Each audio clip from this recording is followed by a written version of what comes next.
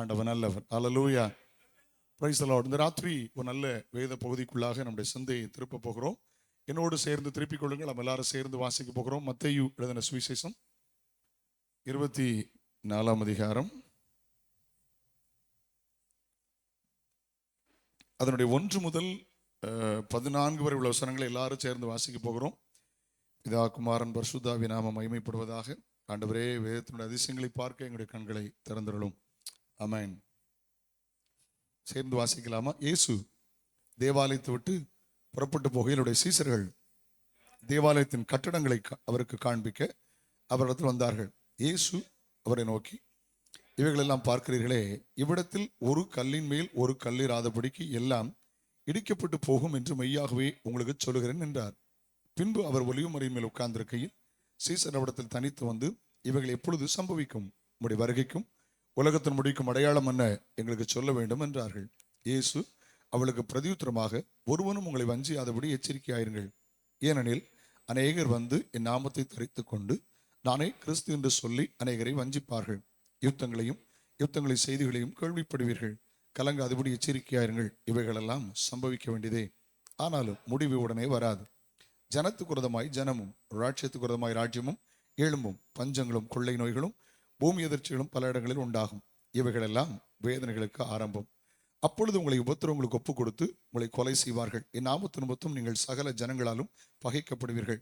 அப்பொழுது அநேகர் இடரல் அடைந்து ஒருவரை ஒருவர் காட்டி கொடுத்து ஒருவர் பகைப்பார்கள். அநேக கள்ள தீர்க்கதரிசனம் எழும்பி அநேகரை வஞ்சிப்பார்கள். அக்கிரமம் மிகுதியாவதனால் அநேகருடைய அன்பு தணிந்து போகும். முடிவு பரியந்தம் நிலை நிற்பவனே ரட்சிக்கப்படுவான். ராஜ்யத்தினுடைய சுவிசேஷம் பூலோகம் உள்ள சகல ஜாதிகளுக்கும் சாட்சியாய் பிரசங்கிக்கப்படும். அப்பொழுது முடிவு வரும்.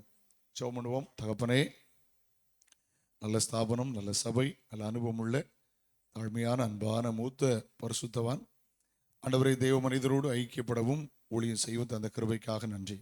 இந்த தொடர் உபவாச நாட்கள் இந்த பிள்ளைகளுக்கு ஆசீர்வாதமாய் இருக்கட்டும். கிருபை பெற்றுக்கொள்கிற நேரமாய், வல்லமை வரங்களை பெற்றுக்கொள்கிற நேரமாய், சில அற்புத அடையாளங்களை பெற்றுக்கொள்கிற நாட்களாய் மாறட்டும். பல நாட்கள் தேங்கி கிடந்த, முடங்கி கிடந்த சில நன்மைகளையும் உடைய பிள்ளைகள் அனுபவிக்கட்டும். அந்த கோடாலி முங்கி கிடந்தது ஒரு அற்புதத்தில் வெளியே வந்ததே, சில கிருபைகள் வெளிவருகிற நாட்களாய், சில அற்புதங்கள் வெளிவருகிற நாட்களாய், சில உயர்வுகள் வெளிவருகிற நாட்களாய் இந்த உபவாச நாட்கள் திருச்சபைக்கு மாறட்டும். ஆண்டவரே, எமக்கு நன்றி. இந்த ராத்திரியும் நான் அப்பிரயோஜனமானவன், என் கடமை மட்டும் நான் செய்கிறேன். வசனத்தை கொண்டு ஊழியத்தை நிறைவேற்ற வந்திருக்கிறதற்காக ஸ்தோத்திரம். அப்பாவுடைய கரத்தில் ஒப்பு கொடுக்கிறோம். நீங்க ஆளுகை செய்யுங்க. சத்தம் என்னுடையது, சத்தியம் உங்களுடையது. ஐயா, இப்படி கரத்தில் ஒப்பு கொடுக்கிறோம். மீட்பரும் இரட்சகருமான இயேசு கிறிஸ்துவின் நாமத்தில் ஜெபம் கேளும் ஜீவனுள்ள பிதாவே, ஆமென். அல்லேலூயா. நல்லா சந்தோஷமா இருக்கலாம். கை வைத்து கம்பீர மாலையிலே சொல்லுங்கள், ஆண்டவருக்கு தோத்திரம். இந்த ராத்திரி வேளையிலே இயேசு கிறிஸ்துவனுடைய வருகையின் அடையாளம் என்ற தலைப்பில் கொஞ்ச நேரம் நான் கர்த்தருடைய வார்த்தைகளை பேசி முடிவில் ஒரு ஆவிக்குரிய செய்தியோடு இந்த ராத்திரி தேவனுடைய வார்த்தையை நிவர்த்தியாக்க வேண்டும் என்று நான் விரும்புகிறேன். என்னுடைய 12வது வயதிலே நான் ஒரு அக்கா நடத்தின கூட்டத்தில் அந்நிய பாஷை அடையாளத்தோடு நான் அபிஷேகத்தை பெற்றுக்கொண்டேன். என்னுடைய 15வது வயதில் மனம் திரும்பி பாவ மன்னிப்பு நிச்சயித்துக்கொண்டு பிதா குமாரன் பரிசுத்தாவின் நாமத்திலே ஞானஸ்தானம் பெற்றுக்கொண்டேன். 17வது வயதில் குடும்பத்தில் ரொம்ப கஷ்டம், குடும்பத்தில் ரொம்ப வறுமை, ரொம்ப கஷ்டம், ரொம்ப வறுமை. இதெல்லாம் பார்த்து சற்று தடுமாற்றம்.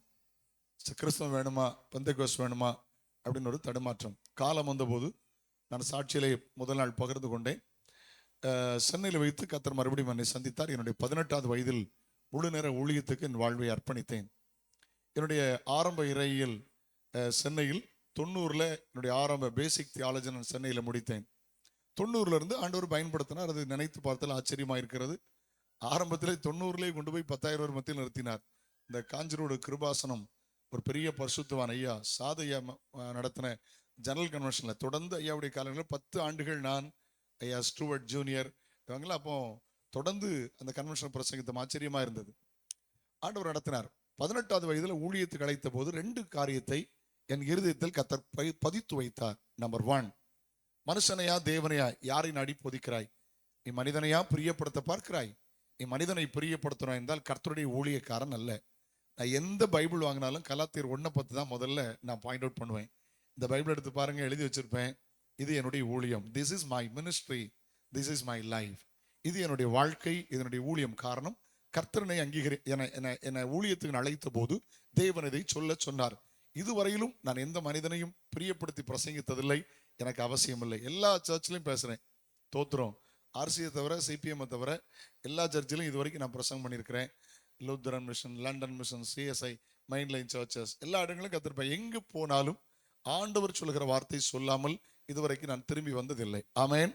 நம்பர் 2, ரெண்டாவது, 18 வயசுலே ஆண்டவர் என்னை ஊழியத்துக்கு அழைத்த போது ஒரு நாளாகிலும் இயேசு கிறிஸ்துவின் வருகை எதிர்காலத்தை குறித்து பிரசங்கிக்காமல் நான் பிரசங்கத்தை நிவர்த்தி செய்ததில்லை. கர்த்தரை பாரப்படுத்துகிறார். நம்ம நம்பினாலும் நம்பாவிட்டாலும் இயேசு சீக்கிரம் வரப்போகிறார். நம்ம விசுவாசிச்சோமோ இல்லையோ, இயேசு சீக்கிரம் வரப்போகிறார். ஆயத்தமா இருந்தோமோ இல்லையோ, இயேசு சீக்கிரம் வரப்போகிறார். கிறிஸ்தவனின் நம்பிக்கை, இயேசு வரப்போகிறார். கிறிஸ்தவனின் ஆசை, இயேசு வரப்போகிறார். கிறிஸ்தவனின் ஆதங்கம், இயேசு வரப்போகிறார். கிறிஸ்தவனின் சுதந்திரம், இயேசு வரப்போகிறார். கிறிஸ்தவனின் எதிர்காலம், இயேசு கிறிஸ்து மறுபடியும் வரப்போகிறார். இரட்சகராய் வந்த ஆண்டவர் இனி மணவாளனாய் அவர் வரப்போகிறார். 2000 வருஷத்துக்கு முந்தி பாவிகளை ரட்சிக்க இயேசு கிறிஸ்து உலகத்தில் வந்தார். இனி ஆண்டவர் வரப்போகிறார். பலியினால் அவரோடு உடன்படிக்கை பண்ணின பரிசுத்தவான்களை சேர்த்து கொள்ள இயேசு வரப்போகிறார். ஏன் இந்த ஊழியங்கள்? இயேசு வரப்போகிறார். ஏன் இந்த பிரைஸ் தி லார்ட் கூட்டங்கள்? இயேசு வரப்போகிறார். ஏன் இந்த திருச்சபைகள்? இயேசு வரப்போகிறார். ஆமென் சொல்லுங்க. அல்லேலூயா. ஆண்டவருக்கு தோத்திரம். 2000 வருஷத்துக்கு முந்தி இயேசு வந்தது உண்மையானால், அவர் வாழ்ந்த நாட்களில் அநேக அற்புத அடையாளங்களை இயேசு செய்தது உண்மையானால், அவர் மனிதன் அல்ல என்பதற்கு அடையாளமாய் மரித்தோரை உயிரோடு எழுப்பினது உண்மையானால், அல்லேலூயா, பிரைஸ் தி லார்ட், அவர் பெத்தானி அவரை அழைத்து கொண்டு, அவர் மரித்து அடக்கம் பண்ணப்பட்டு உயிர் திறந்தது உண்மையானால், பெத்தானி அவரை சீசரை அழைத்து கொண்டு போய் கரங்களை உயர்த்தி எல்லாருடைய கண்களுக்கு முன்னால் எழுந்தருளி போனது உண்மையானால், அவர் பரலோகம் போய் சேர்ந்து விட்டார் என்பது அடையாளமாய் பரிசுத்த ஆவியானவரை பெந்தைக்கோஸ் நாள் அன்று அனுப்பினது உண்மையானால், அந்த பரிசுத்த ஆவியானவர் கரை திரை பிழை இல்லாத மணவாட்டி சபையை அல்லேலூயா ஆயத்தப்படுத்துவது உண்மையானால், உங்களுக்காக எனக்காக ஒரு ஸ்தலத்தை ஆயத்தம் பண்ணுகிறது உண்மை. இவையெல்லாம் உண்மையானால் நம்மை சேர்த்து கொள்ள மத்திய ஆகாயத்திலே இயேசு வரப்போகிறது உண்மை. ஒரு அல்லேலூயா சொல்லுங்களேன். ஆண்டவர் நல்லவர். ஆமென். ஆண்டவருக்கு ஸ்தோத்திரம். என்னை கவனிக்க அன்போடு கேட்கிறேன். கொஞ்சம் சில குறிப்புகளை, சில வார்த்தைகளை பரிசுத்தவான்கள் பல மணி நேரங்கள் கடந்து தியானித்து எடுத்த சில புள்ளி விவரங்களை உங்களுக்கு சொல்ல வேண்டும் என்று விரும்புகிறேன். கர்த்தருக்கு தோத்திரம். நல்ல கவனிங்களேன். பழைய ஏற்பாட்டில் இயேசுநாதர் வருகை பற்றி இருக்கு. பழைய ஏற்பாட்டில் உள்ள 17 புஸ்தகத்தில் 926 அதிகாரத்தில் 1845 முறை கர்த்தர் வருகிறார் தீர்க்க தரிசனம் இருக்கிறது. Listen once again. பழைய ஏற்பாட்டில் உள்ள 17 புஸ்தகத்தில் 926 அதிகாரத்தில் 1845 முறை கர்த்தர் வருகிறார் தீர்க்க தரிசனம் இருக்கிறது. புதிய ஏற்பாட்டில் உள்ள 260 அதிகாரத்தில் 318 முறை இயேசு வருகிறார் எதிர்காலத்தை பற்றி தீர்க்க தரிசனம் இருக்கிறது. மத்தேயு, மார்க்கு, லூக்கா, யோவான் ஆகிய 4 சுவிசேஷத்தில் 21 முறை இயேசு கிறிஸ்து நான் போய் திருப்பி வருவேன் என்று சொந்த வாயினாலே சொன்னது பதிவு செய்யப்பட்டிருக்கிறது. அப்போஸ்தலனாகிய பவுல் எழுதின 14 நிருபம் இன்க்ளூடிங் ஹீப்ரு, எபிரேயர் உட்பட 14 நிருபத்தில் 13 முறை அடல்ட்ஸ் பாப்டிசம், பெரியவர்கள் இருக்க வேண்டிய ஞானஸ்தானத்தை குறித்து 13 முறை இருக்கிறது. என்னை கவனிக்க அன்போடு கேட்கிறேன். கர்த்தருக்கு ஸ்தோத்திரம். 14 நிருபத்தில் 13 முறை பெரியவர்கள் எடுக்க வேண்டிய ஞானஸ்தானத்தை குறித்து எழுதியிருக்கிறது. ஆனால் 50 முறை இயேசு கிறிஸ்துவினுடைய 2ஆம் வருகை பற்றி எழுதியிருக்கிறது. கர்த்தருக்கு தோத்திரம். அல்லேலூயா. இயேசுவின் மரணம் 175 முறை இருக்கிறது. இயேசுவின் உயிர்த்தெழுதல் 104 முறை இருக்கிறது. இயேசுவின் பரமேறுதல் 33 முறை இருக்கிறது. என்னை கவனிக்க அன்போடு கேட்கிறேன். இயேசுவின் மரணம் நல்ல செய்தி, இயேசுவின் உயிர்த்தெழுதல் நல்ல செய்தி, இயேசுவின் பரமேறுதல் நல்ல செய்தி. இது எல்லா செய்தியை விட தலை ஓங்கி இருக்கிற செய்தி என்ன தெரியுமா? இயேசு சீக்கிரம் வரப்போகிறார். ஆமென் சொல்லுங்களேன். அல்லேலூயா. ஒரு வேத பண்டிதர் சொல்லுகிறார், பைபிள் 5 பங்கு வச்சா 5 டிவைட் பண்ணா 5ல் 1 தீர்க்க தரிசனம். தீர்க்க தரிசனத்தை மட்டும் 3 பங்கு வைத்தால் 3ல் 1 இயேசு கிறிஸ்துவினுடைய 2ஆம் வருகை. ஆமென். இன்னொரு வேத பண்டிதர் சொல்லுகிறார், புதிய ஏற்பாட்டை மட்டும் ஆவரேஜ் பண்ணி பார்த்தா, வேர்ஸ் பை வேர்ஸா ஆவரேஜ் பண்ணி பார்த்தா 25 வசனங்களுக்கு ஒரு முறை இயேசு கிறிஸ்துவின் 2ஆம் வருகை வருகிறது என்று சொல்லுகிறார். என்னை கவனிக்க அன்போடு கேட்கிறேன். புதிய ஏற்பாட்டை மட்டும் ஆவரேஜ் பண்ணி பார்த்தா 25 verse 1 25 வசனங்களுக்கு ஒரு முறை இயேசு கிறிஸ்துவின் 2ஆம் வருகை வருகிறது என்று சொல்கிறார். ஆண்டவருக்கு ஸ்தோத்திரம். இன்னொரு வேத பண்டிதர் சொல்கிறார், என்னை கவனிக்க அன்போடு கேட்கிறேன், மொத்தம் தமிழ் பைபிள்ல 31,106 வசனமா? தப்பு இருந்தா மன்னிக்கும். ஓகே, கிட்டத்தட்ட 106. இங்கிலீஷ் பைபிள்ல கொஞ்சம் வித்தியாசம் இருக்கும். ஆமேன். அதுல கவனிங்க, 31,100 சில்லற வசனம் இருக்குல்ல, அதுல 8,000க்கு அதிகமான வசனங்கள், மோர் தென் 8,000 சம்திங் வேர்சஸ், எதிர்காலத்தை பற்றியது. பரலோகம், நரகம், நியாயத்தீர்ப்பு, நித்தியம், புதிய வானம், புதிய பூமி, ரகசிய வருகை, பயங்கர வருஷம், பகிரங்க வருகை, 1000 வருஷ அரசாட்சி, அப்படி 8,000க்கு அதிகமான வசனங்கள் எதிர்காலத்தை பற்றியது. அப்படியே அர்த்தம் என்ன தெரியுமா? 25% செய்தி, 25% மெசேஜ், ஜீசஸ் கமிங் சூன். அல்லேலூயா. பைபிள்ல உள்ள மொத்த வசனத்திலே வாக்குத்தத்தங்கள் 8,100 வாக்குத்தத்தம் இருக்கிறது. தோத்திரம். கால் பகுதி வாக்குத்தத்தங்கள், கால் பகுதி கவனிங்க 25% இயேசு கிறிஸ்துவினுடைய வருகை பற்றி எழுதிக்கிறது. கை உயர்த்தி அல்லேலூயா சொல்லுங்களேன். ஆண்டவருக்கு தோத்திரம். அன்னைக்கு நான் சின்ன பையனா இருக்கும் போதெல்லாம் கூட்டங்கள், இதே மாதிரி விசேஷ கூட்டங்கள் நடக்கும். கன்வென்ஷன் வால் போஸ்ட்லாம் அடிச்சு வெளியில கிரவுண்ட்ல பையா சொன்னாங்கல்ல, பெரிய மகா கூட்டங்கள், உங்களுக்கு சின்ன கூட்டங்கள்லாம் வரப்போகுது, நற்செய்தி கூட்டங்கள்லாம். இது சுவிசேஷம் அறிவிப்பதற்கு. சபையில இதே போல கூட்டங்கள் வைப்பாங்க, எழுப்புதல் கூட்டங்கள். சபை த ஸ்பிரிச்சுவல் இம்ப்ரூவ்மெண்ட், ஆவிக்குரிய வளர்ச்சிக்காக. இன்னொரு கூட்டம் வைப்பாங்க, டயரிங் மீட்டிங், காத்திருப்பு கூட்டம். எதுக்கு அப்படின்னா கம்யூனிட்டி சர்வீஸ்க்காக. மந்த்லி ஒன்ஸோ 2 months ஒன்னோ 3 months ஒன்னோ காத்திருப்பு கூட்டம், எழுப்புதல் கூட்டம், கன்வென்ஷன் கூட்டம். இதுக்கெல்லாம் பிரசங்கிமார் வருவாங்க. இவங்களுக்கெல்லாம் விசேஷ பிரசங்கிமார் வருவாங்க. ஆமீன். உங்க பகுதியிலே ஒரு நல்ல காலம் சென்ற ஒரு பெரிய பரிசுத்தவன், நல்ல பிரசங்கியா இருந்தாலும் சின்ன பையன்ல பார்த்தது ஆலங்குளம் சாமுவேல் ஐயா, அந்த காலத்துல டாக்டர் ஜீவானந்த ஐயா, இதெல்லாம் நான் கண்முன்னால பையன் நல்ல ஜபராஜ் ஐயா, இவங்களாம் அந்த காலத்தில் உள்ள நல்ல தேவ மனிதர்கள். நல்ல நிறைய கர்த்தருடைய வார்த்தைகளை பல இடம் எங்க பார்த்தாலும் அவங்க தான் இருப்பாங்க, வந்து பேசுவாங்க. நான் ரொம்ப சின்னவனா இருந்தபோது எங்க சபையெல்லாம் ஐயா நடராஜ் முதலியார் வருவார். மேரேஜுக்கு முந்தியும் பார்த்துருக்கேன், மேரேஜுக்கு பிறகும் பார்த்துருக்கேன். அக்காடின்னு வச்சு வாசிப்பார், பயங்கரமா இருக்கும். இன்னைக்கு அது என் மைண்ட்ல நிக்குது அதெல்லாம். ஸோ அவங்கெல்லாம் என்ன பேசுனாங்கன்னா, முதல் நாள் ரட்சிப்பை பத்தி பேசுவாங்க, 2வது நாள் ஞானசானத்தை பத்தி பேசுவாங்க. கட்டாயம் ஞாயிற்றுக்கிழமை மத்தியானத்து பிற பாருங்க ஞானசானம் இருக்கும். சனிக்கிழமை பகல் கூட்டத்தில் அபிஷேகம் பெறுவாங்க. தோத்திரம். அழகா பேசுவாங்க. பகல் கூட்டங்களிலே வேறுபாடை பத்தி பேசுவாங்க, இன்டர்னல் அண்ட் எக்ஸ்டர்னல், உள்ளும் புறமுமான பரிசுத்தத்தை குறித்து பேசுவாங்க. ஞாயிற்றுக்கிழமை ராத்திரி கட்டாயம் இயேசுநாதர் வருகை பத்தி தான் பேசுவாங்க. இதெல்லாம் நான் கண்ணால பார்த்தேன். எங்க அப்பா தெரு பிரசங்கியார், நல்ல பிரசங்கம் பண்ணுவாங்க. அவங்களுக்கு ஃபேவரைட் வந்து தெரு பிரசங்கம் தான், சிறப்பு தெரு பிரசங்கம் தான். எங்க அப்பா கூட போயிருக்கிறேன். அந்த காலத்துல ஒரு மெக்காஃபோன் கூட எங்க அப்பாவுக்கு வாங்க பைசா இல்லை. என்ன இருக்கு உங்களுக்கு தெரியுமான்னு தெரியல, உங்களுடைய கற்பனையில் அதை கற்பனை கிராஃபிக் பண்ண முடியுமான்னு தெரியல. ஒரு புனல் மாதிரி இருக்கும், பாஸ்டருக்கு சொன்ன ஞாபகம் இருக்குன்னு நினைக்கிறேன். அது ஒரு தகர டப்பா தான். அப்படி இங்க சின்னதா இருக்கும், இங்க பெருசா இருக்கும். புனல் மாதிரி இருக்கும், அதுல ஒரு கைப்பிடி இருக்கும். அதுலயும் பெயிண்ட் அடிச்சு இயேசு சீக்கிரம் வருகிறாருன்னு போப்பாங்க. சிஸ்டர் காலையில சிஸ்டரை பார்த்தேன், பேர் சாரி உங்க பேர் தெரியல, கை தூக்கி காட்டுங்க. அவங்க அப்பா எங்க அப்பாலாம் சமகால நண்பர்கள். அவங்க அப்பா வயது குறைந்தவர்கள், எங்க அப்பா வயது மூத்தவர்கள். அவங்க காலங்குடியிருப்பு ஏசுதாசன்னு சொல்லுவோம், ஏசுதாசன் ஐயான்னு சொல்லுவோம். காலங்குடியிருப்பு சாத்தாங்குளம் பக்கத்துல. ஆமா, எங்க அப்பா அவங்கெல்லாம் சமகால நண்பர்கள். ரொம்ப ஃபேவரட் மினிஸ்ட்ரி தெருப்பிரசங்கம். தெருப்பிரசங்கம் எங்க ஊர்ல இருந்து கிட்டத்தட்ட சாத்தாங்குளம் 50-60 கிலோமீட்டர்ல இருக்கு. அங்க கிராமங்கள்ல கால் போடாத இடங்கள் எல்லாம் தகப்பனார் சைக்கிள்லேயே போவாங்க. ஃப்ரண்ட்ல ஒரு ஹார்ன் வச்சிருப்பாங்க, பேக்ல ஒரு ஹார்ன் வச்சிருப்பாங்க, பேட்டரி வச்சிருப்பாங்க. அவங்க அப்பாவும் அப்படிதான். அவங்க அப்பாவும் மரணம் வருகிற வரையிலும் தெருப்பிரசங்கம் செய்தாங்க. நல்ல ஒரு பிரசங்கியார். என்ன பிரசங்கம் பண்ணாங்க தெரியுமா? இயேசு வரப்போகிறார், இயேசு வருகிறார் வருகிறார் வருகிறார், இப்படித்தான் பேசினாங்க. நான் இப்ப நிறைய பிரசங்கத்தை கேட்கிறேன், தருகிறார் தருகிறாருன்னு தர்பார் பண்ண ஆரம்பிச்சிட்டாங்க. ஒருவேளை பயமா பேச தெரியலையான்னு தெரியல, தலைகீழ மாறி போச்சு. அன்னைக்கு கிறிஸ்தவ கூட்டங்களிலே, கிறிஸ்தவ மேடைகளிலே காது கொடுக்குற கேட்ட பிரசங்கம் என்ன தெரியுமா? இயேசு வரப்போகிறார் அப்படிம்பாங்க. ஆமென். ஆங்கில பைபிள்ல தான் இருக்கு, தமிழ்ல அந்த வார்த்தை இல்லை, ஆங்கில பைபிள்ல தான் இருக்குது. அது குறிப்பா ஒரு டிரான்ஸ்லேஷன் மாரநாதா அப்படின்னு இருக்கு. ஓகே, தமிழ்ல அந்த வார்த்தையை பார்க்க முடியாது, ஆங்கிலத்தில் அந்த வார்த்தை இருக்கு. மாரநாதா என்றால் இயேசு சீக்கிரம் வருகிறார்னு அர்த்தம். ஆதி திருச்சபை உபத்திரவங்கள், பாடுகள், நெருக்கங்கள், நிந்தைகள், அவமானங்கள், பரியாசங்கள் நிறைந்திருந்த நாட்களில் பொது இடங்களில் பார்க்கும்போது அவர்கள் கை கொடுத்து சொல்லுவார்கள், இயேசு சீக்கிரம் வருகிறார். ஆமென் சொல்லுவோமா? ராத்திரி தெளிவாய் கொஞ்சம் எடுக்க போகிற பகுதியை தெளிவாய் கூட பேசணும்னு ஆசைப்படுறேன். நல்ல கவனிங்க. அன்னைக்குள்ள பாடல்கள் எப்படி இருந்தது?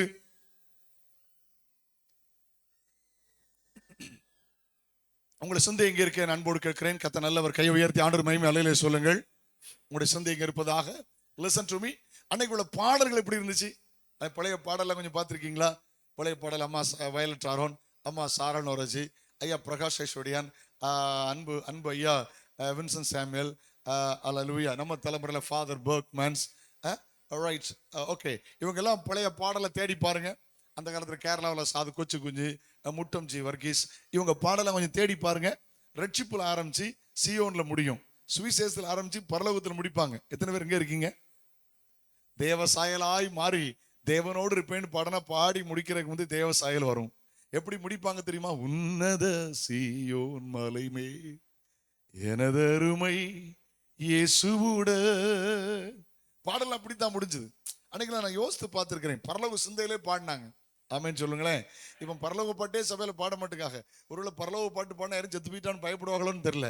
பழைய பாட்டு பரலோக பாட்டு பாடணும்னா எவனாவது கிழவி சாவணும். செத்தாத்தான் நடுவில் ஃப்ரீசர் வச்சுட்டு இங்கே 10 சேரு இங்கே 10 சேரு போட்டு சுக்காப்பிலாம் ஃப்ளாஸ்கில் போட்டு அப்படியே மூக்க அடிச்சுட்டே பாடுவாங்க. பரலோகமே என் சொந்தமே. பாட்டு கிடைச்சவங்களும் கல்யாண மாதிரி இருக்கு. 2000 பாட்டுக்கு மேல போயாச்சு. கல்யாண மாதிரி இருக்கு. அதுல என்ன செஞ்சு விட்டாங்கன்னா, இது கல்யாண பாடல், சுவிசேஷ பாடல், இது அடக்க ஆராதனை பாடல், பாடல் புத்தகத்துல பாட்டை அடக்கம் பண்ணி விட்டார்கள். அல்லேலூயா. அதனால நம்ம ஆட்கள் அங்க தொடவே மாட்டுக்காக. பரலோகத்துல அன்னைக்கெல்லாம் பாடணும். பழைய பாடல நான் பாடுறேன், உங்களுக்கு தெரியுமான்னு தெரியல.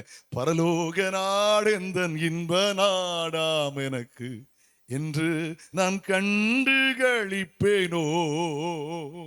என்ன மகிழ்ச்சி இருக்குன்னு தெரியுமா?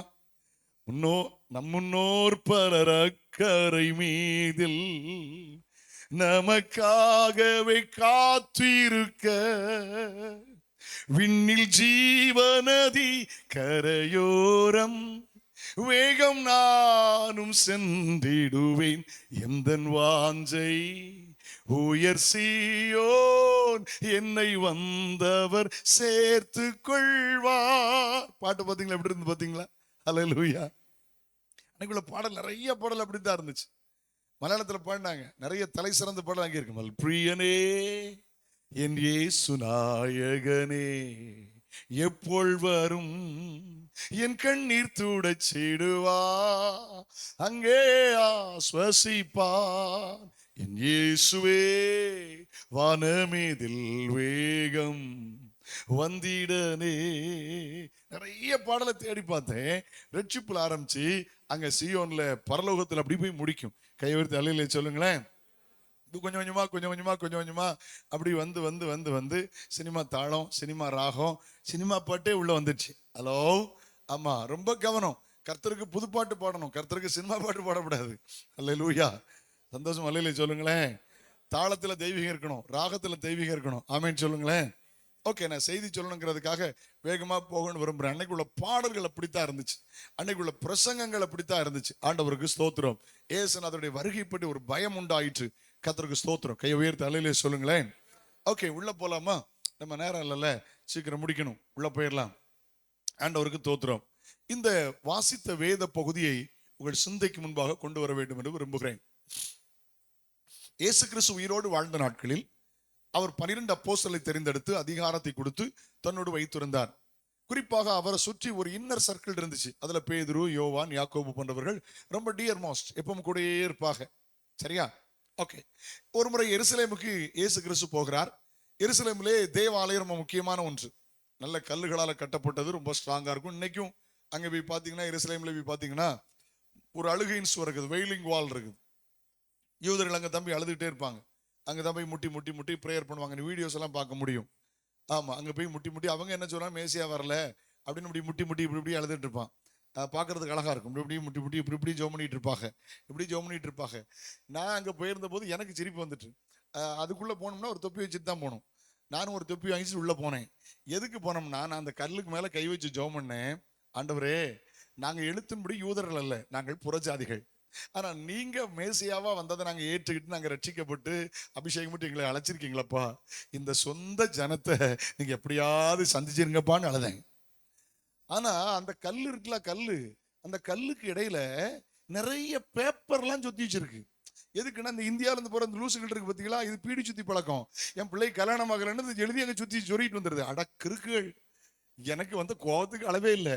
நம்ம டீம் அந்த டீமை பார்த்தேன், பேப்பரை சுத்தி கொண்டு அவன் இங்க ஆடிக்கிட்டே இருக்கான். மேசியா வரலன்னு இப்படி ஆடிட்டு இருக்கான். இந்த லூசுகளை நினைச்சது பேப்பரை சுத்தி கொண்டு அங்க சொருகிட்டு இருக்கு. என் பிள்ளைக்கு கல்யாணம் ஆகல, இன்னும் குழந்தை பாக்கியம் இல்லை அப்படின்னு கல்லுல சொருகி வச்சுக்கிட்டு இருக்கு. கொஞ்சம் கஷ்டம்தான். சரி, போட்டோம். ஆண்டவருக்கு தோத்துறோம். இயேசுநாதரோடு அவங்க எருசலேம் போனாங்க. Come on listen to me. எருசலேம் போன போது தோத்துறோம். ஆட்கள் கொஞ்சம் பெருமை வந்துச்சு. நம்ம ஆட்கள் டக்குன்னு ஏன்னா நிறைய பேர் சிலரை தவிர நிறைய பேர் யூத மார்க்கத்திலிருந்து வந்தவர்கள், அப்போஸ்தலர் நிறைய பேர் யூத மார்க்கத்திலிருந்து வந்தவர்கள். அவர்கள் வேறுபட்டு வந்தாலும் உள்ள கொஞ்சம் கிடக்கும்ல. நம்ம ஆட்கள் பாருங்க, ரட்சிக்கப்பட்ட புதுசுல சர்ச்சு, நம்ம சர்ச்சுக்கெல்லாம் வருவாங்க. போற வழியில எங்கேயாவது கோயிலில் மணி அடிச்சுட்டுனா டக்குன்னு பார்த்துட்டு அப்படி பிதாசுதான் பரிசுத்தாவின் பேரில் ஒரு பிளைன் கிஸ் அடிச்சிருவாங்க. ஏன்னா பழக்க தோஷம்ல நம்ம ரொம்ப நாள் செஞ்சு தொலைச்சிட்டோம்ல. அதை எல்லாம் இங்கே தான் இருக்கீங்களா? ஹலோ, சாயங்காலம் டாயிங் டாயிங்னு மணி அடிச்சுட்டா போது உடனே எதுக்கு செய்யறேன்னு தெரியாது, அப்படி ஒரு பிளைன் கேஸ் அடிச்சு விட்டா தான் நமக்கு நிம்மதி. எல்லாம் இங்கே தான் இருக்கீங்களா? என்ன அது ரொம்ப நாள் அது பழக்க தோஷமா இருந்ததில்ல. நம்ம எங்க ஏரியால கடற்கரைக்கு கொஞ்சம் பகுதியில சண்டை போட்டு, ஒரு மெயின் லைன் சர்ச்சில் சண்டை போட்டு கொஞ்சம் பேர் வந்து கிறிஸ்தவம் வேண்டான்னு புறமதத்துக்கு போயிருக்கான். அப்போ பூசாரி வர சொல்லிருக்காரு, எல்லாரும் இவனால இப்போ மாற்றி விட்டுரும் அப்படின்னு. பொய் ஒருத்தன் கல்லு தட்டி விழுந்திருக்கான், டப்புன்னு விழுந்து வச்சிருக்கான், சத்தம் முடிச்சிருக்கான், சேசுவே வச்சுக்கிட்டு இருக்கான். அவன் சொன்னா இவனை திருத்த முடியாது, போச்சு விழுந்து போய்க்கலான் இருக்காரு. என்ன உள்ள கிடக்கல, சரக்குள்ள கிடக்கல, அது வந்துரும்ல. சீசர்கள் ரொம்ப பெருமையா சொன்னாங்க. என்ன சொன்னாங்க தெரியுமா? கல்லுகளை பாரும் அப்படின்னாங்க. இங்க பாருங்க, மத்தேயு 24ஆம் அதிகாரம், மார்க் 13ஆம் அதிகாரம், லூக்கா 17ஆம் அதிகாரம், லூக்கா 21ஆம் அதிகாரம். இந்த அதிகாரத்தெல்லாம் பாத்தீங்கன்னா நான் சொல்ல வர சம்பவம் எல்லாம் இருக்கு. ஓகே, ஒரு சுவிசேஷத்தில் கட்டிடங்களை பாரும் பெருமையா பேசுறாங்க. ஓகே, இன்னொரு சுவிசேஷத்துல பார்த்தா கல்லுகளை பாரும் அப்படின்னு பெருமையா பேசுறாங்க. இயேசுநாதர் கூலா சொன்னாரு. ஆமா, இவங்க பெருமையா சொன்னாங்க. ஏன்னா யூத மார்க்கத்துல அவங்க இருந்தவங்கல்ல. சாலமோன் காலத்துல போட்ட சர்ச் வந்து is very great, very very big, ரொம்ப பெருசு, ரொம்ப சிறந்தது அல்லவா. இயேசுநாதர் கூலா பதில் சொன்னாரு, நீங்க பார்க்கிற இவைகள் ஒரு கல்லின் மேல் கல் இல்லாதபடி எல்லாம் இடிக்கப்பட்டு போகும்னாரு. இத மாதிரி கடினமானது ஒன்றும் இல்லை. ஏன்னு சொல்லட்டுமா? நான் நேரடியாகவும் பார்த்திருக்கிறேன். தோத்திரம், ஜோசிபஸ், பழைய கால சரித்திர ஆசிரியர் ஜோசிபஸ் சொல்றாரு, ஒரு கல்லு நீளம் எவ்வளவு தெரியுமா? 70 அடி ஒரு கல்லு. ஒரு இது பாசிபிள்ங்கிற எகிப்துல பார்த்திருக்கேனே. மிஷின் பவர் இல்லாத நாட்கள்ல மென் பவரை வச்சு 450 அடி 500 அடி உயரத்திற்கு அவ்வளவு பெரிய கல்லை வச்சு, சாந்தும் கிடையாது ஒண்ணும் கிடையாது, கல்லை தூக்கி வச்சு அந்த பிரமிடை உண்டாக்கி இருக்கானே. ஹலோ, ஒரு கல்லு, ஜோசிபஸ் சொல்றாரு தன்னுடைய குறிப்பில், அவர் எழுதுகிறார், எருசலேம் ஆலயம் கட்டப்பட்ட ஒரு கல் 70 அடி நீளம், 10 அடி அகலம், 8 அடி உயரம். கற்பனை பண்ணி பாருங்க, 70 அடி நீளம். 70 உங்க சர்ச்சில் பாதி இருக்கும்னு நினைக்கிறேன். அந்த கல்லு நீளம் உங்க சர்ச்சில் பாதி நீளம் இருக்கும். 10 அடி அகலம், 8 அடி உயரம். இந்த கல்லை வச்சு கட்டியிருக்கு. இது இடிஞ்சு ஒரு கல்லின் மேல் கல் இல்லாத இடிஞ்சு போனா எப்படி இருந்திருக்கும் நினைக்க. கப்சிப்புன்னு வாய மூடிட்டாங்க. இயேசுநாதர் சொன்னது அவர் மட்டும் சொல்லல, இது ஏற்கனவே மீகா தீர்க்கதரிசின்னு சொல்லப்பட்டது. மீகா தீர்க்கதரிசி புஸ்தகம் 3ஆம் அதிகாரம் 12ஆம் வசனமா வாசிங்க பார்க்கலாம். அல்லேலூயா. மீகா 3:12 வாசிங்க. இது ஏற்கனவே இயேசுநாதர் பிறக்கிறதுக்கு 400 வருஷத்துக்கு முந்தி சொல்லப்பட்ட தீர்க்க தரிசனம். வாசிங்க. ஆகையால் உங்கள் நிமித்தம் சீயோன் வயல் புலியை போல உளப்பட்டு எருசலேம் மண்மேடுகளாய் போகும், ஆலயத்தின் பர்வதம் காட்டு மேடுகளாய் போகும். இது இயேசுநாதர் பிறக்கிறதுக்கு 400 வருஷத்துக்கு முந்தைய மீகாவை கொண்டு கர்த்தர் சொன்னார். இப்ப இயேசுநாதர் சொல்கிறார், நீங்கள் பார்க்கிற இவைகள் ஒரு கல்லின் மேல் ஒரு கல் இல்லாதபடி எல்லாம் இடிக்கப்பட்டு போகும் அப்படின்னார். கச்சிப்புன்னு வாய மூடிட்டாங்க. இயேசுநாதர் சொன்ன மாதிரி நடந்துச்சு தெரியுமா? கிபி 70 தீர்த்தராயினால் முற்றுகையிடப்பட்ட போது ஒரு கல்லின் மேல் ஒரு கல்லாதபடி கண்டிப்பா அவ்வளவும் இடிக்கப்பட்டு போய்விட்டது. அல்லேலூயா. ஓகே, உடனே கப்சிப்னு வாய மூடிட்டாங்க. நேர் ஆப்போசிட், எருசலேமுக்கு ஆப்போசிட்ல ஒலிவமலை இருக்கிறது. ஒலிவமலையில இயேசு தனித்திருக்கிறார். என்ன கவனிங்க, லிசன். ஒலிவமலையில இயேசு தனித்திருக்கிறார். இவங்க சீசர்கள் மெல்ல போய் கேட்டாங்க. 2 கொஸ்டின் கேட்டாங்க. கவனமா கேளுங்க. 2 கொஸ்டின் கேட்டாங்க. என்ன கேட்டாங்க? உம்முடைய வருகைக்கும், எல்லாரும் சொல்லுங்க, உம்முடைய 2ஆம் வருகைக்கும், ஆமா, உலகத்தின் முடிவுக்கும் அடையாளம் என்ன? ஹலோ, உம்முடைய வருகைக்கும் உலகத்தின் முடிவுக்கும் அடையாளம் என்ன என்ன ஒரு கேள்வி கேட்டாங்க. இன்னைக்கு நான் ஒன்ன பேசுறேன். அல்லேலூயா. the signs of second coming of Jesus Christ, இயேசு கிறிஸ்துவின் 2ஆம் வருகையின் அடையாளம் என்கிற தலைப்பில் கொஞ்சம் அப்படி வாசிச்சுட்டு கொஞ்சம் விளக்கிட்டு ஒரு செய்தியோட நான் முடிச்சிடலாம். come on, listen to me. இயேசுநாதர் 2000 வருஷத்துக்கு முந்தி சொன்னது நம்முடைய தலைமுறையில் நிறைவேறி விட்டது. ஒண்ணு கூட பாக்கி இல்லை. ஐயா, அம்மா, dear brother and sister, என்னை கவனிங்க, ஒண்ணு கூட பாக்கி இல்லை. இயேசு சொன்னது, அவர் வருகை பற்றி அவர் சொன்ன காரியம் அத்தனையும் நிறைவேறி விட்டது. ஆமா, அவர் ஒண்ணா சொல்ல ஆரம்பிச்சார். கவனமா கேளுங்க. இவங்க கேட்டாங்க 2 அடையாளம் எங்களுக்கு வேணும். ஒண்ணு உம்முடைய வருகைக்கு, 2வது உலகத்தின் முடிவுக்கும் அடையாளம் என்ன எங்களுக்கு சொல்லணும் அப்படின்னு கேட்டாங்க. உடனே இயேசு ஆரம்பிச்சார். அந்த 3ஆம் வசனத்துல இருந்து இயேசு ஆரம்பிச்சார். 4ஆம் வசனத்தை கொடுங்க. ஓகே, ஆமென். முதல் குறிப்பு என்ன? ஒருவனும் உங்களை வஞ்சியாதபடி எச்சரிக்கையார்கள். எல்லாரும் சொல்லுங்கம்மா. ஒருத்தரும் உங்களை வஞ்சியாதபடி, அதை கொஞ்சம் மாத்தி சொல்லுங்க. ஒருத்தரும் உங்களை ஏமாற்றாதபடி எச்சரிக்கையார்கள். ஏன்னா 3 வசனம் இருக்கு பாருங்களேன். அதே இதுல 11 வசனத்தை வாசிங்க. நோ, அநேக கள்ள தீர்க்கதரிசியும் எழும்பி உங்களை வஞ்சிப்பார்கள். 11 பாருங்க. கள்ள தீர்க்கதரிசிகள் எழும்பி உங்களை, எல்லாரும் சொல்லுங்கம்மா, கள்ள தீர்க்கதரிசி எழும்பி உங்களை வஞ்சிப்பார்கள், வஞ்சிப்பார்கள். ஓகே, 24 பாருங்க, 24. ஏனெனில் கள்ள கிறிஸ்துக்களும் கள்ள தீர்க்கதரிசிகளும் எழும்பி கூடுமானால் தெரிந்து கொள்ளப்பட்டுள்ள வஞ்சிக்கத்தக்கதாக பெரிய அடையாளங்களையும் அற்புதங்களையும் செய்வார்கள். இதை கொஞ்சம் அழகா சொல்லித்தரேன். முதல்ல என்ன குறிப்பான தெரியுமா? வஞ்சனை. ஜனங்கள் வஞ்சிக்கப்படுகிறார்கள். ஆராதனை என்கிற போர்வையில ஆர்ப்பாட்டத்தை அரங்கேற்றி வஞ்சிக்கப்படுகிறார்கள். பிரசங்கம் என்கிற போர்வையில இம்மைக்குரிய காரியத்தை சொல்லி ஜனங்கள் வஞ்சிக்கப்படுகிறார்கள். அற்புத அடையாளம் என்று ஏதோ ஒன்றை செய்து ஜனங்கள் வஞ்சிக்கப்படுகிறார்கள், ஏமாற்றப்படுகிறார்கள். ஹலோ, என்ன செய்யறாங்க சொல்லுங்க. அப்போஸ்தலன் பவுல் என்ன சொல்றாரு தெரியுமா? என்னை கவனிக்க அன்போடு கேட்கிறேன். ஏதாவது டிஸ்கஸ் பண்ணா முடிஞ்சு போய் பண்ணணும், இப்ப பேசிட்டே இருக்கக்கூடாது. இதுதான் பவுல் சொன்னார். பெண்கள் சபையில பேசுறது அயோக்கியத்தனமா இருக்கும், வீட்டுல போய் கேட்கணும்னு என்ன சொன்னார் அப்படின்னா, பொம்பளையால் ஊழியம் செய்யக்கூடாதுன்னு சொல்லல. உங்களுக்கு ஏதாவது சந்தேகம் வந்தா இங்க வச்சு பேசணும், நல்லா இருக்காது, என்ன சச்சான்னு பேசிட்டு இருப்பீங்க, வீட்டுல போய் கேளுங்கன்னாரு. அதான் ஆம்பளையாலும் இந்த தப்பு செய்யக்கூடாது. உங்களுக்கு எவ்வளவு கருத்துக்கள் ஷேர் பண்ணாலும் don't share inside, right? Okay, good, listen to me. நீங்க நல்ல கருத்தை தான் சொல்லுவீங்க, ஆனா பக்கத்துல உள்ளவங்களுக்கு டிஸ்டர்ப் இருக்கும். லிசன். அப்போஸ்தலன் பவுல் என்ன சொன்னார் பாருங்க. 2 கொரிந்தியர் 11ஆம் அதிகாரம் 3ஆம் வசனத்துக்கு 2-3 வாசிங்கள். 2 கொரிந்தியர் 11ஆம் அதிகாரம், the 2 Corinthians chapter 11 verse 2 and 3 வாசிப்பீங்களா? நான் உங்களை கற்புள்ள கன்னிகையாக கிறிஸ்து எனும் ஒரே புருஷனுக்காக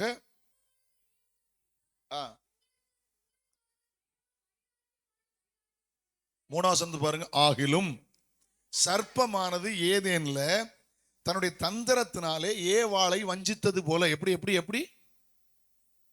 நல்ல பொசிஷன்ல வச்சார், ஆள வைத்தார், அதிகாரத்தை கொடுத்தார், ஆசீர்வாதத்தை கொடுத்தார், எல்லாம் கொடுத்து தன்னுடைய தந்திரத்தினால ஏவாளை வஞ்சித்தது போல, தோட்டத்தொட்டு விரட்டினது போல, சாபத்தை உண்டாக்குனது போல, வியாதியை கொண்டு வந்தது போல உங்கள் மனதும் கிறிஸ்துவை பற்றும் உண்மை நின்று விலகும்படி கெடுக்கப்படுமோ என்று பயந்திருக்கிறேன். அந்த காலத்துல, இன்னைக்கு இல்லை, அந்த காலத்துல அவருக்கு ஆரம்பிச்சிட்டு சாத்தான் தன்னுடைய வஞ்சகத்தினாலே வலுசற்பம் ஏமாத்தி போட்டுச்சே, உங்களையும் ஏமாத்திருமோ நான் பயந்துருக்கேன் அப்படின்னார். பெங்களூர்ல நடந்துச்சு அப்படி. ஒருத்தர் ஒரு பெரிய மகா சர்ச்சில் ஒருத்தர் வந்து பேசுறாரு, வெளிநாட்டுக்காரர் பேசுறாரு, யூடியூப்ல இருக்குது, நான் பார்த்தேன், எனக்கு சிரிப்பா வந்துச்சு. அவர் சொல்றாரு, நீ விசுவாசிச்சா போதும் கடவுளை, நீ வந்து சர்ச்சுக்கு வரும்போது உன்ட பைசாவே இல்லை, இப்ப நீ விசுவாசத்தோட வேலண்ட ஓபன் பண்ணு, உள்ள உனக்கு நியூ கரன்சி இருக்குங்க. நான் சொல்றது யூடியூப்ல இருக்கு. உடனே ஒரு பையன் சொல்றான், கரன்சி எடுத்து சொல்றான், எஸ் நியூ கரன்சி இன்சைட். எனக்கு சிரிப்பு வந்துட்டு. ஏசுநாதர் 2 தப்ப செய்ய மாட்டாரு. 1, ஏசுநாதர் கள்ள நோட்டு அடிக்க மாட்டாரு. 2வது உங்ககிட்ட இருந்து அடிச்சு மாத்தி இங்க வைக்க மாட்டாருல. இந்த 2ம் செய்யாம இந்த பர்சனல் ரூபா வராதுல. என்ன ஒண்ணு பேச மாட்டீங்க, இல்ல இங்கதான் இருக்கீங்களா? அப்போ சொல்லுங்களாங்க. ஏசுநாதர் 2 தப்பு செய்ய மாட்டாரு. 1 கள்ள நோட்டு அடிக்க மாட்டாரு, 2வது உங்ககிட்ட இருந்து அடிச்சு மாத்தி ஏன்ட வைக்க மாட்டாரு. 2ம் செய்யாம இந்த பர்சனல் ரூபா வராதுல. என்ன ஒண்ணுமே பேச மாட்டீங்க.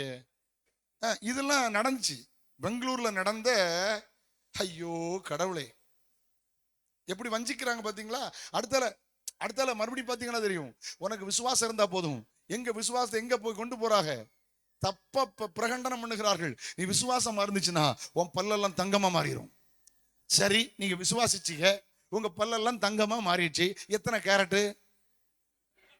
அவளுக்கு அடிச்சு மாத்தி ஜாயலுஸ் காசு கொண்டு வித்து கடத்த அடைச்சிடலாமா? எல்லாம் கத்தா இருக்கலாமா? என்ன ஏமா, பல்லு தங்கமா மாறிச்சு. தங்கம் நான் சொல்றேன், விசுவாசமே வேண்டாம், நான் சொல்ற மாதிரி செய்ய. அவளை பல்லும் தங்க கலர்ல மாறிடும். என்ன செய்யணும்னா விசுவாசம் எல்லாம் தேவையில்லை, நான் சொல்ற மாதிரி செய்.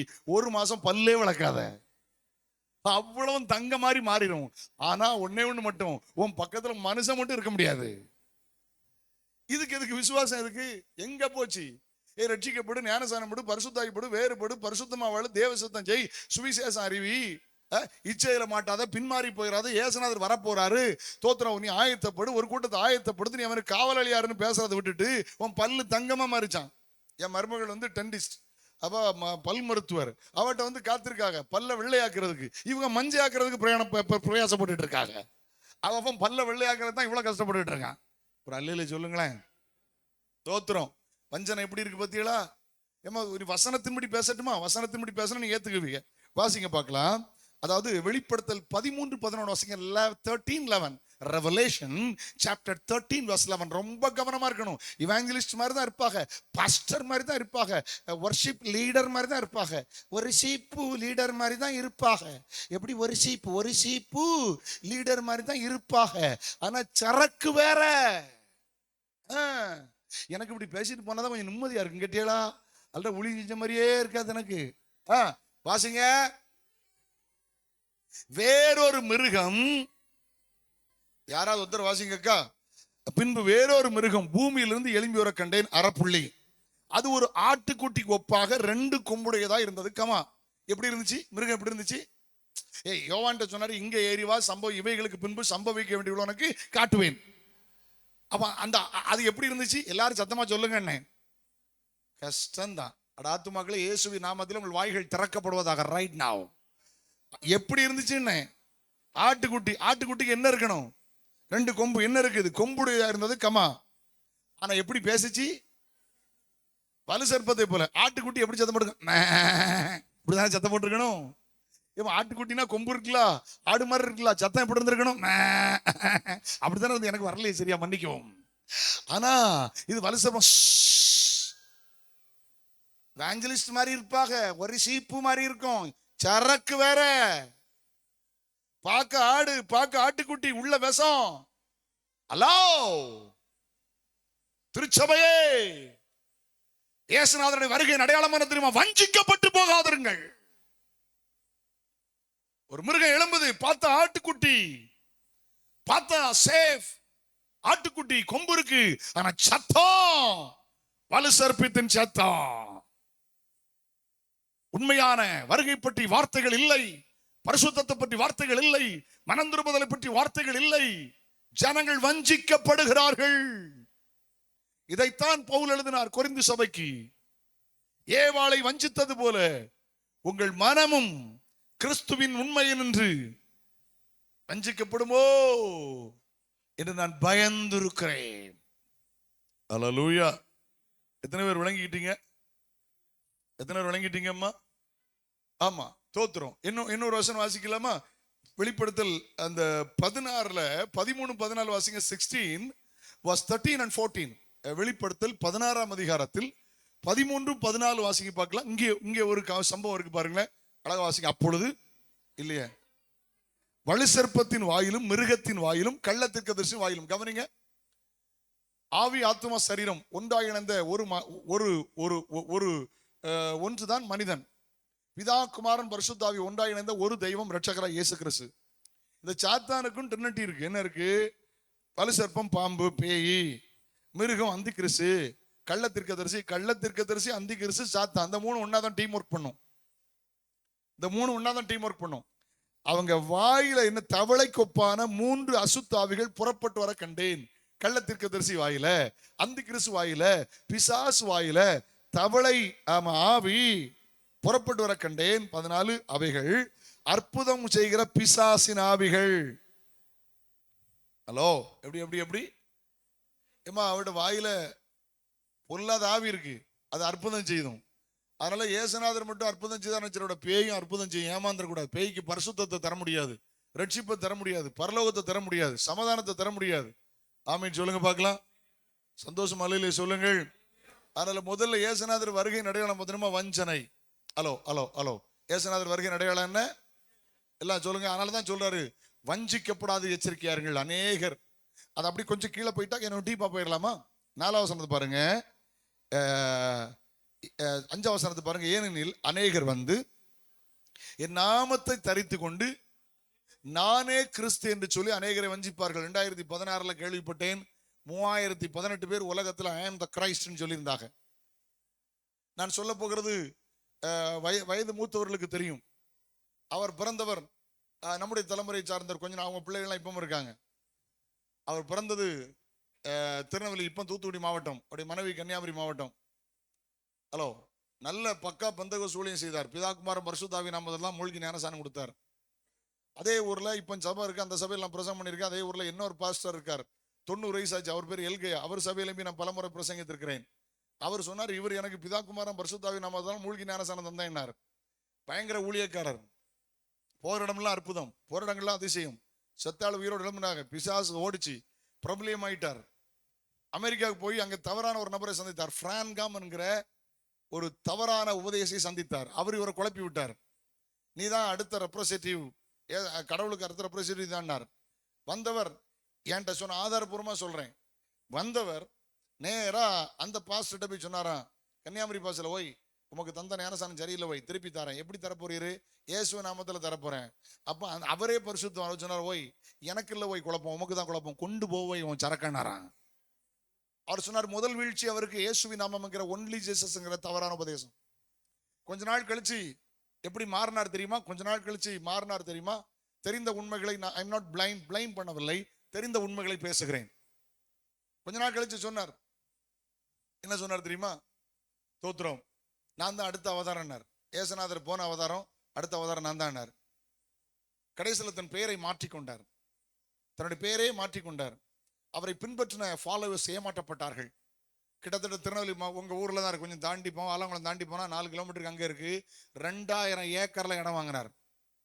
நான் சாக மாட்டேன்னாரு. நான் தான் மனுஷகுமாரன்னு சொன்னார். ரொம்ப தூரத்துல இல்லை, உங்க ஊர் கதையை தான் பேசிக்கிட்டு இருக்கேன். 2000 ஏக்கர்ஸ் அந்த ஊருக்கு பக்கத்துல நானும் கல்யாணம் பண்ணியிருக்கிறேன். இதே ஆலங்குளம் சாமுவேல் பாஸ்டர் எங்க மாமா இப்பவும் உயிரோடு இருக்காங்க.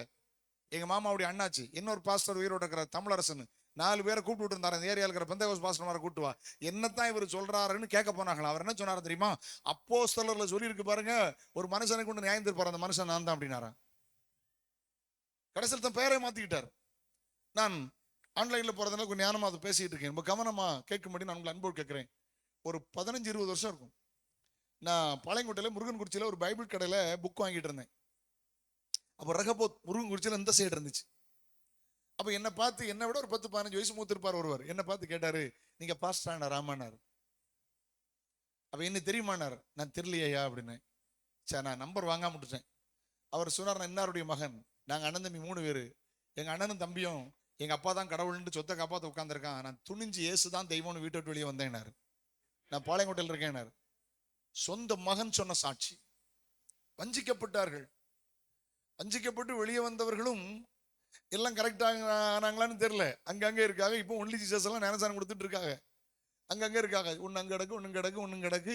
இது இவர் கொஞ்சம் தடுமாறின உடனே சாகவே மாட்டேன்னாரு. எங்கள் மாமா சொன்னாங்க, என் மாமா கிட்ட 90 வயசு ஆக போகுது.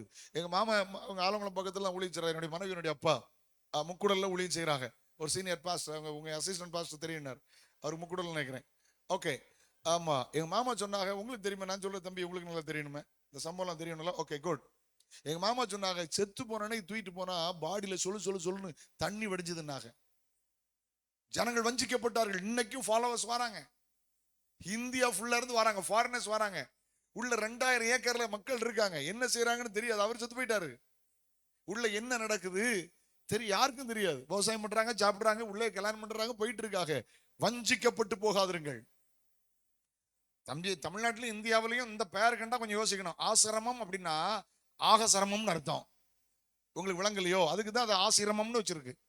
சொல்லுங்க, எங்கெல்லாம் ஆசிரமம்னு பேர் வச்சிருக்கோ ஆகசிரமம்னு அர்த்தம். ரொம்ப பிரச்சனை தான், போக போக தான் தெரியும். போட்டோம். இன்னைக்கு வஞ்சிக்கப்பட்டார்கள் ஜனங்கள் வஞ்சிக்கப்பட்டார்கள். எல்லாம் தான் இருக்கீங்களாம்மா? எல்லாம் தான் இருக்கீங்களா? எங்க சொந்தக்காரங்க ஒரு பெரிய பரிசுத்தவாட்டி, அவங்க ஆசிரியரா இருந்து வேலையை ராஜினாமா பண்ணிட்டு ஊழித்து வந்தவங்க. ஒரு பெரிய ஒரு நல்ல டாக்டரின் வயசா இருக்கிற ஒரு ஸ்தாபனத்தில் உள்ள சீனியர். சமீபத்தில் கொஞ்ச நாளைக்கு முந்தி என்கிட்ட பேசினாங்க. என்ன செல்லமா கூப்பிடுவாங்க, என்ன எனக்கு சித்தி முறை வரும். ஏய் சாமுவேல், கேட்டியாடா? எப்போ தானே என் கண்ணு திறந்திருக்கு, என்னடா ஜெபன்னு அழுதுட்டு இருக்கீங்க? அங்க மதுரையில் அவன் பேசிட்டு இருக்கான் பாரு, அதான் கரெக்டான உபதேசம் ஆகல எனக்கு. நான் அவங்ககிட்ட பேசிட்டு வச்சுட்டேன், நீங்க ஏமாத்தப்பட்டீங்கன்னு சொல்லி வச்சுட்டு நான் யோசித்தேன், படிச்சவங்க, விவரம் உள்ளவங்க, உபதேசம் உள்ளவங்க, இவ்வளவு பெண்டிகாஸ்டல் சாங் உபதேசத்துல இருந்தவங்க போயிட்டாங்கன்னா அப்படி எப்படி ஜனங்கள் வஞ்சிக்கப்படுவாங்கன்னு பாருங்களேன். கொஞ்ச நாளைக்கு முந்தைய எனக்கு ஒரு வாட்ஸ்அப் பண்ணி போட்டுருந்தாங்க. இதுக்கெல்லாம் சேர்ந்து 2-3 சைஸா உட்காந்து பேசிக்கிட்டு இருக்கு, டிஸ்கஸ் பண்ணது எனக்கு அனுப்பி விட்டுருக்காங்க. நான் கீழே எழுதினேன், நூதன உபதேசத்தை ஏற்றுக்கொள்ள என் மனதில்லை, பழைய பரிசுத்தவான்கள் கற்று தந்த உபதேசத்துல ஓடுறேன், தேங்க்யூன்னு வச்சேன். அப்ப ஜனங்கள் எவ்வளவு வஞ்சிக்கப்படுறாங்க பாருங்களேன். நான் நேரடியா அவங்ககிட்ட சித்திட்ட உரிமையா தப்பு நீங்க போற வழின்னு சொன்ன பிற்பாடும் என் மைண்டை டைவர்ட் பண்றதுக்கு அடுத்தல ஒரு கிளிக் அனுப்பி விடுறாங்க, இதை ஓபன் பண்ணி பாருன்னு. நான் அதை ஓபன் பண்ணவே இல்லை. சினிமா ராகத்துல பாடிச்சு, இது சினிமா பாட்டு இந்த லூஸ் பாடிட்டு இருக்கு, சினிமாவே லிரிக்ஸ் போட்டு பாடிட்டு இருக்கு. ஹலோ, போன வாரத்தில் ஒரு பிரதரை சந்திச்சேன். அவர் மதுரையில் அந்த சர்ச்சில் இருந்தார். அவர் சொன்னாரு, ஆரம்பத்தில் கிராஸை உயர்த்துவார், சிலுவையை உயர்த்தி பேசுவார், கிராஸ் ரொம்ப நல்லா இருந்துச்சு. ஆனா கொஞ்ச நாள் கழிச்சு கர்த்தர் சொன்னாரு, நீ தப்பான இடத்துல உட்கார்ந்துருக்கிற, இடத்த காலி பண்ணுனாரு, இடத்த காலி பண்ணிட்டேன். அதுக்கு பிறகுதான் ஏன்டா கர்த்தர் சொன்னாருன்னு இன்னைக்கு தெரியுது. ஜனங்கள் வஞ்சிக்கப்படுகிறார்கள். சொல்லுங்க சொல்லுங்க. ஆண்டவர் இயேசு சொன்னார், வஞ்சிக்கப்படாதபடி எச்சரிக்கையார்கள், என் நாமத்தை தரித்துக் கொள்வார்கள். I am a Christian, I am a pastor, I am an evangelist. நாமத்தை தரித்துக் கொண்டு ஜனங்களை வஞ்சிப்பார்கள். எச்சரிக்கையாயிருங்கள். நடந்து விட்டது நம்முடைய தலைமுறையில. வேகமா உள்ள போயிடலாமா? அடுத்தால பாருங்க, 6ஆம் வசனம். யுத்தங்களையும் யுத்தங்களின் செய்திகளையும் கேள்விப்படுவீர்கள், கலங்காதபடி எச்சரிக்கையாயிருங்கள். இவைகளெல்லாம் சம்பவிக்க வேண்டியது, ஆனாலும் முடிவு உடனே வராது. ஜனத்துக்கு விரோதமாய் ஜனம், ராட்சத்துக்கு விரோதமாய் ராஜ்யங்கள் எழும்பும், பஞ்சங்கள், கொள்ளை நோய்கள், பூமி அதிர்ச்சிகள் இவைகளெல்லாம் பல இடங்களில் உண்டாகும். இவைகளெல்லாம் வேதனைகளுக்கு ஆரம்பம். நல்ல கவனிங்க. யுத்தங்கள், இது கொஞ்சம் விளக்கமா சொல்ல விரும்புறேன், என்னை கவனிக்க அன்போடு கேட்கிறேன். யுத்தங்கள், யுத்தத்தினுடைய எல்லாரும் சொல்லுங்க, யுத்தங்கள் யுத்தத்தினுடைய. இன்னைக்கு லைவா பிரசன்ட் கண்டிஷன்ல எங்கெல்லாம் யுத்தம் நடக்குது சொல்லிட்டு சொல்லுங்க பார்க்கலாம். உக்ரைன் ரஷ்யா முடிஞ்சிச்சா? காசா இஸ்ரேல் முடிஞ்சிச்சா? லெபனான் ஹிஸ்புல்லா இஸ்ரேல் முடிஞ்சிச்சா? ஈரான் இஸ்ரேல் முடிஞ்சிச்சா? அவன் லேசர் ஆயுதத்தை வச்சிருக்கான், உலகமே பயப்படுது. அதை விட்டுருங்க, அங்க ஒண்ணு இருக்கு, கிங்ஜாங்கா, அந்த ஒரு சைஸா, உருண்டை சைஸா இருக்குமே, அது இங்க உலகத்துல அவ்வளவு பேரும் கொரோனால செத்துட்டு இருக்கான். இது அப்பந்தான் இந்த கண்டம் விட்டு கண்டம் பாக்குற அந்த ராக்கெட்டை லான்ச் பண்ணிட்டு இருக்கு. ஒரு சைஸ். இப்ப ட்ரம்ப் வந்திருக்காரு. முன்னால ட்ரம்ப் இருக்கும்போது இவங்க 2 பேருக்கு நடந்த கூத்த ஒண்ணு சொல்லட்டா? வடகொரியாவுக்கும் தென்கொரியாவுக்கும் சண்டை. வடகொரியாவுக்கு சப்போர்ட்டா அமெரிக்காவில இருந்து 25,000 சோல்ஜர்ஸ் வந்து இறங்கிட்டாங்க, 25,000 ராணுவ வீரர் வந்து இறங்கிட்டாங்க. இவர் உடனே சொன்னாரு, இதெல்லாம் நான் பேப்பர்ல படிச்ச கூத்து தான். இவர் சொன்னாரு, இந்த நார்த் கொரியா கேஸ் சொல்லிச்சு, நான் ஒரு பட்டன் வச்சிருக்கேன், அமுக்கிட்டோம்னா அமெரிக்காவில இருந்து அணுகுண்டு விழுந்துருவாரு. உடனே ட்ரம்ப் எப்படி ஆளு, அவர் சொன்னார், நான் ஒரு பட்டன் வச்சிருக்கேன், அமுக்கிட்டோம்னா நார்த் கொரியாவே இருக்காதுன்னாரு. இந்த கூத்தெல்லாம் இப்படித்தான் படிச்சேன். எங்க பார்த்தாலும் யுத்தங்கள், யுத்தத்தின் செய்திகள், இயேசு கிறிஸ்துவின் வருகையின் அடையாளம். யார்கிட்ட கேட்டாலும் தைரியமா சொல்றதுக்கு ஒரு 4 வசனம் சொல்லட்டுமா? இங்க பாருங்கம்மா, போன வருஷம் காசால ஆரம்பிச்ச சண்டை, இஸ்ரவேலுக்கு கூடார பண்டிகை, இந்த ஃபெஸ்டிவல் ஆஃப் டாபர்னக்கிள். அவங்க அந்த நேரம் என்ன செய்வாங்க, வீட்டெல்லாம் விட்டுட்டு பங்கஸை விட்டுட்டு வெளியில வந்து சும்மா ஃப்ரீயா கேஷுவலா இருப்பாங்க. இவன் அதை வச்சுதான் அட்டாக் பண்ணி 1709 செத்து போயிட்டாங்க. இவங்க அந்த ஹமாஸ் தீவிரவாதிகள் அடிச்சாங்க. பாலஸ்தீனத்துல உள்ள ஒரு இடம் காசா, சூப்பர் சிட்டி, கிட்டத்தட்ட 30-32 லட்சம் ஜனங்கள், 80 கிலோமீட்டருக்கு நினைக்கிறேன், அழகான ஒரு சிட்டி. அவங்க குறிப்பிட்ட நாளிலே அந்த பாலஸ்தீன்ல இருந்து இந்த காசாவை ஹமாஸ் தீவிரவாதிகள் தங்களுடைய கட்டுப்பாட்டுக்குள் வைத்துக் கொண்டார்கள். அன்னையில இருந்தே பிரச்சனை. இந்த பாலஸ்தீன பிரச்சனை இன்னைக்கு ஆரம்பிச்சது இல்லை, இது பைபிள் காலத்துல 3000 வருஷத்துக்கு முந்தைய ஆரம்பிச்சது. ஹலோ, எல்லாம் இங்கதான் இருக்கீங்களா? அன்னைக்கு ஆரம்பிச்சது, நடந்துட்டே தான் இருக்கு. முதல் சவுல் ராஜா காலத்தில் ஆரம்பிச்சது, இன்னைக்கு வரைக்கும் போயிட்டு தான் இருக்கு. அது வேற கதை. ஓகே, லிசன் டு மீ, கவனிக்க அன்பு கேட்கிறேன். 1709 செத்து போயிட்டாங்க. அதுக்கு பிற்பாடு இஸ்ரவேல் பொதுவா எந்த யூதனும் மோசமானவர் இல்லை, எந்த இஸ்லாமியர்களும் மோசமானவர் இல்லை. ஒரு யூதன் சாவதிலும் எனக்கு உடன்படிக்கை இல்லை, உடன்பாடு இல்லை. ஒரு இஸ்லாம் நல்ல மக்கள், பாவப்பட்ட இஸ்லாமியர்கள் சாகிறதுலாம் உடன்பட்டவன் அல்ல. யாருடைய சாகணும் அவங்க நல்லவன் நான் சொல்ல வரல, என்னை கவனிங்க. ஆனா பைபிள் தீர்க்க தரிசனம் உண்மைன்னு சொல்ல விரும்புறேன். கிட்டத்தட்ட 40 இங்க 1709 தான் செத்தாக. ஆனா கிட்டத்தட்ட காசாவில இதுவரைக்கும் பாவம் 45,000 ஜனங்கள் செத்தாச்சு. சண்டை நிக்க மாட்டேங்குது. ஹலோ, ஒவ்வொன்னா சொல்லட்டுமா? 4 வசனம் யார் கேட்டாலும் சொல்லுங்க. 2000 வருஷத்துக்கு முந்தி எங்க பைபிள்ல, 2400 வருஷத்துக்கு முந்தி எங்க பைபிள்ல இன்னைக்கு நடக்கிற காசா யுத்தம் இருக்குன்னு எத்தனை பேர் சொல்ல விரும்புறீங்க? இது இயேசுவின் வருகை அடையாளம் என்பதை காட்டி தரட்டுமா உங்களுக்கு? வாசிங்க. நம்பர் 1 செப்பனியா 2ஆம் அதிகாரம் 4ஆம் வசனத்தை வாசிங்க. நம்பர் 1 செப்பனியா 2:4.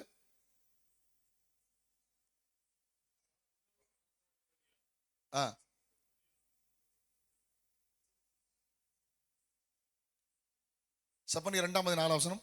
காசா குடியேற்று, அக்சலோன் பாழாகும், அஸ்தோலத்தை பட்டப்பகலில் பறக்கடிப்பார்கள், எக்ரோன் வேரோடு புடுங்கப்படும். காசா குடியேற்று போகும். ஒரு வருஷத்துக்கு முந்தி உள்ள காசாவுடைய போட்டோஸ் வீடியோஸ் எடுத்து பாருங்க, சேட்டலைட்ல பழைய ரிப்போர்ட் பாருங்க, சூப்பரா இருக்கும். It's a very big city, very large city. இன்னைக்கு சொந்த மண்ணிலே அப்பாவி ஜனங்கள் 1,00,000 பேர் உட்கார்ந்துருக்கான். டாய்லெட் வசதி இல்ல, ஒரே ஹாஸ்பிட்டல், அதையும் அடிச்சு முடிச்சுட்டாங்க. இஸ்ரவேல் தான் இப்ப சாப்பாடு போடுது. இவன் தான் பிரெட் கொடுக்கான், இவன் தான் பால் கொடுக்கான், இவன் தான் தண்ணி கொடுக்கான், எல்லாம் கொடுத்துட்டு இருக்கான். 30-32 லட்சம் ஜனங்கள் எங்க போனாங்கன்னே தெரியாது. அதுல 45,000 செத்து போயிட்டாங்க. இப்ப ஒரே 1,00,000 ஜனங்கள் சொந்த நாட்டிலே அகதியா உட்கார்ந்துருக்காங்க. வசனம் சொல்லுது காசா குடியேற்று போகும். தீர்க்க தரிசனம் நிறைவேறி விட்டது. ஓகே, நம்பர் 2 எரேமியா 47:5. கவனிங்க, யுத்தத்தின் செய்திகள் இயேசுவின் வருகையின் அடையாளமாம்மா. ஐயா வாசிங்க, 47:5 வாசிங்க. 47:5 ஜெரேமியா. காசா என்ன அடிக்கப்படும்? ஒரு மரத்தை கவாத் பண்ற மாதிரி.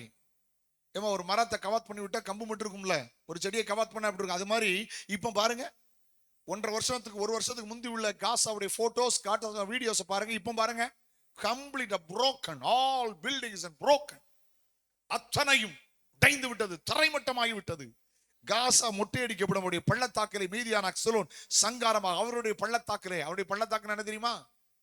உலகத்திலே பெரிய சுரங்க பாதை வைத்திருந்தது ஹமாஸ்.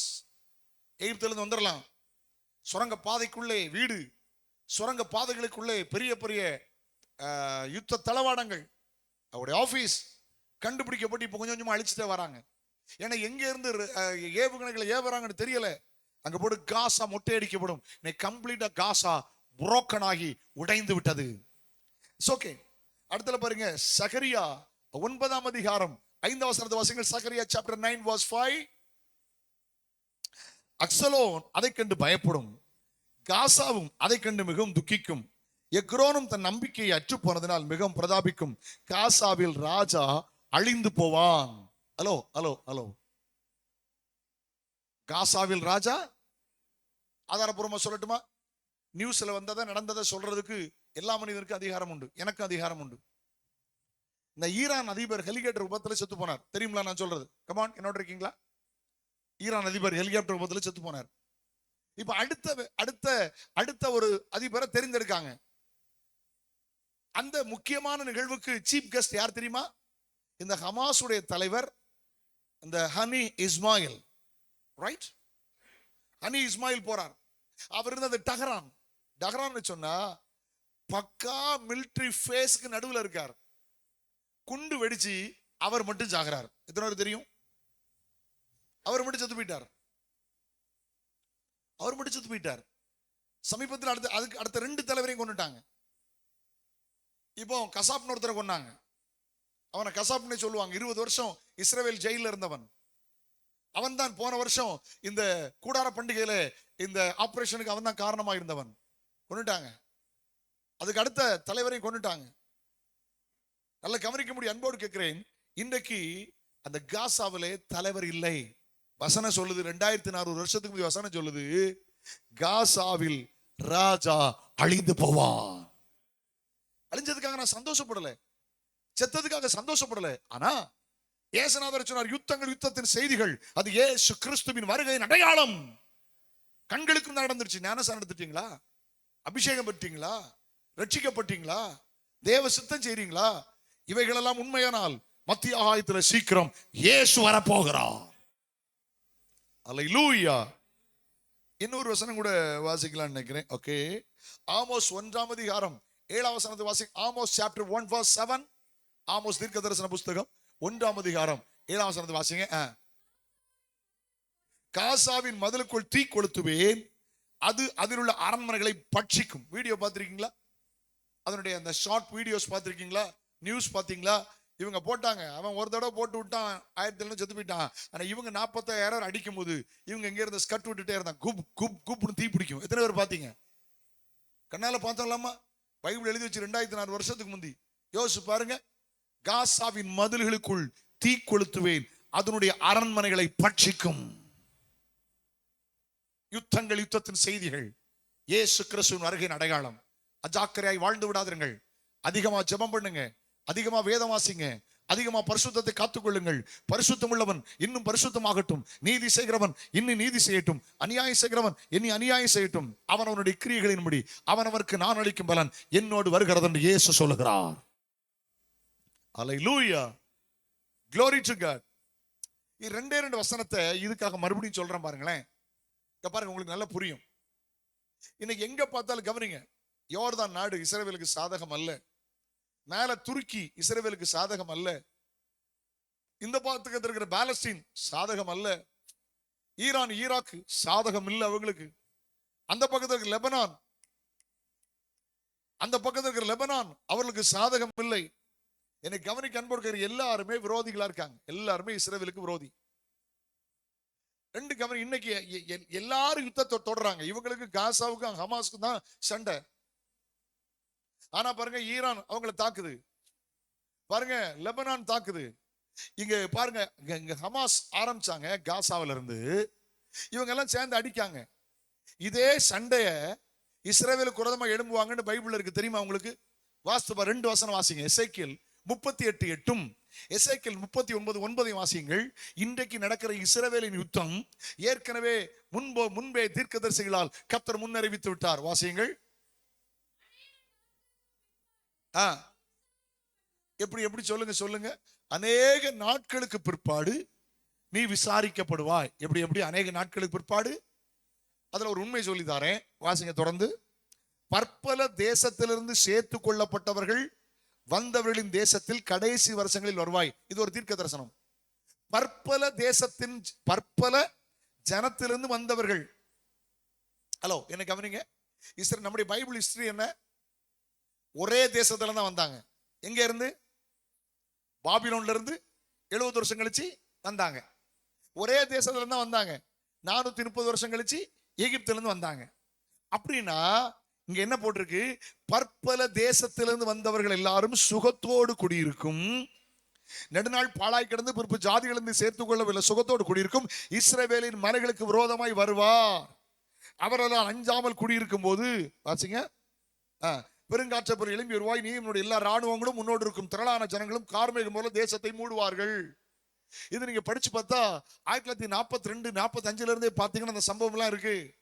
ஒண்ணு சொல்லட்டுமா உங்களுக்கு? கர்த்தர் எருசலேமை கட்டுகிறார், துரத்துண்ட இஸ்ரவேலை கூட்டி சேர்க்கிறார். இந்த எர்ணாகுளத்திலே யூதர்கள் இருந்தார்கள், மும்பையில யூதர்கள் இருந்தார்கள், இந்தியாவிலே பூனாவில யூதர்கள் இருந்தார்கள், அந்த பஞ்சாப்ல யூதர்கள் இருந்தார்கள். இவர்கள் எல்லாரும் இடம் பெயர்ந்து இஸ்ரவேலுக்கு போன சரித்திரம் உண்டு. 1வது உலக மகா யுத்தம் முடிந்த போது கவனிங்கள், ஃபர்ஸ்ட் வேர்ல்ட் வார் முடிந்த போது கவனிங்க, சிதறடிக்கப்பட்டிருந்தவர்கள் ஜெர்மன்ல நிறைய யூதர்கள் இருந்தார்கள். ஹிட்லருக்கு பர்சனலா யாரை பிடிக்கல? யூதனை பிடிக்கல. அவன் திருமணமே பண்ணல, ஆனா ஒரு பெண்ணை காதலிச்சான். அவன் யூத பெண்ணுன்னு தெரிஞ்ச போது மறுபடியும் ரொம்ப காண்டாயிட்டான், ரொம்ப கோபமாயிட்டான். அவன் ஒரு சாதாரண ஆர்டிஸ்ட்.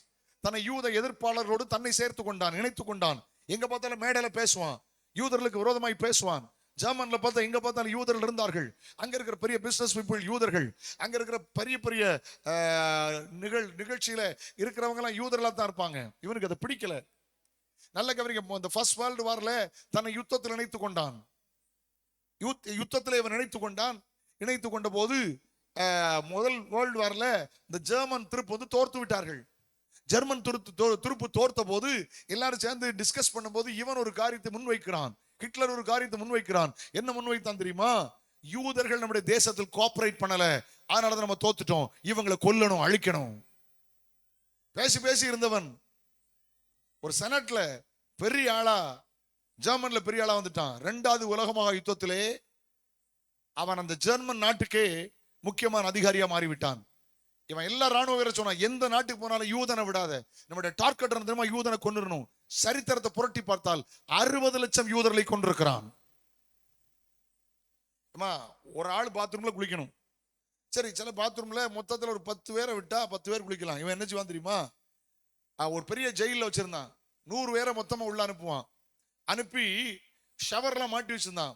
ஒரே நேரம் குளிச்சுட்டு வாங்கன்னு சொல்லி உள்ள விட்டான். நடந்தா தெரியுமா? விஷவாயுவை திறந்துட்டான், செத்து போயிட்டாங்க. கொத்து கொத்தா கொன்றான். யூதர்களை கீழே விட்டு ரோலரை அனுப்பி கொன்றான்.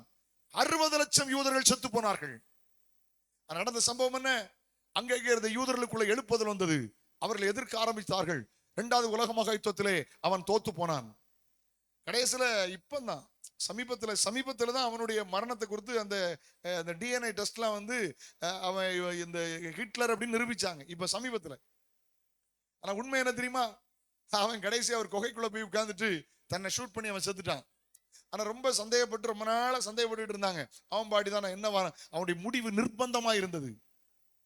அவன் நினைச்சான் யூதர்களை அழித்து விட்டேன், யூதர்களும் அழிந்து விட்டார். ஆனால் நடந்த சம்பவம் என்ன தெரியுமா?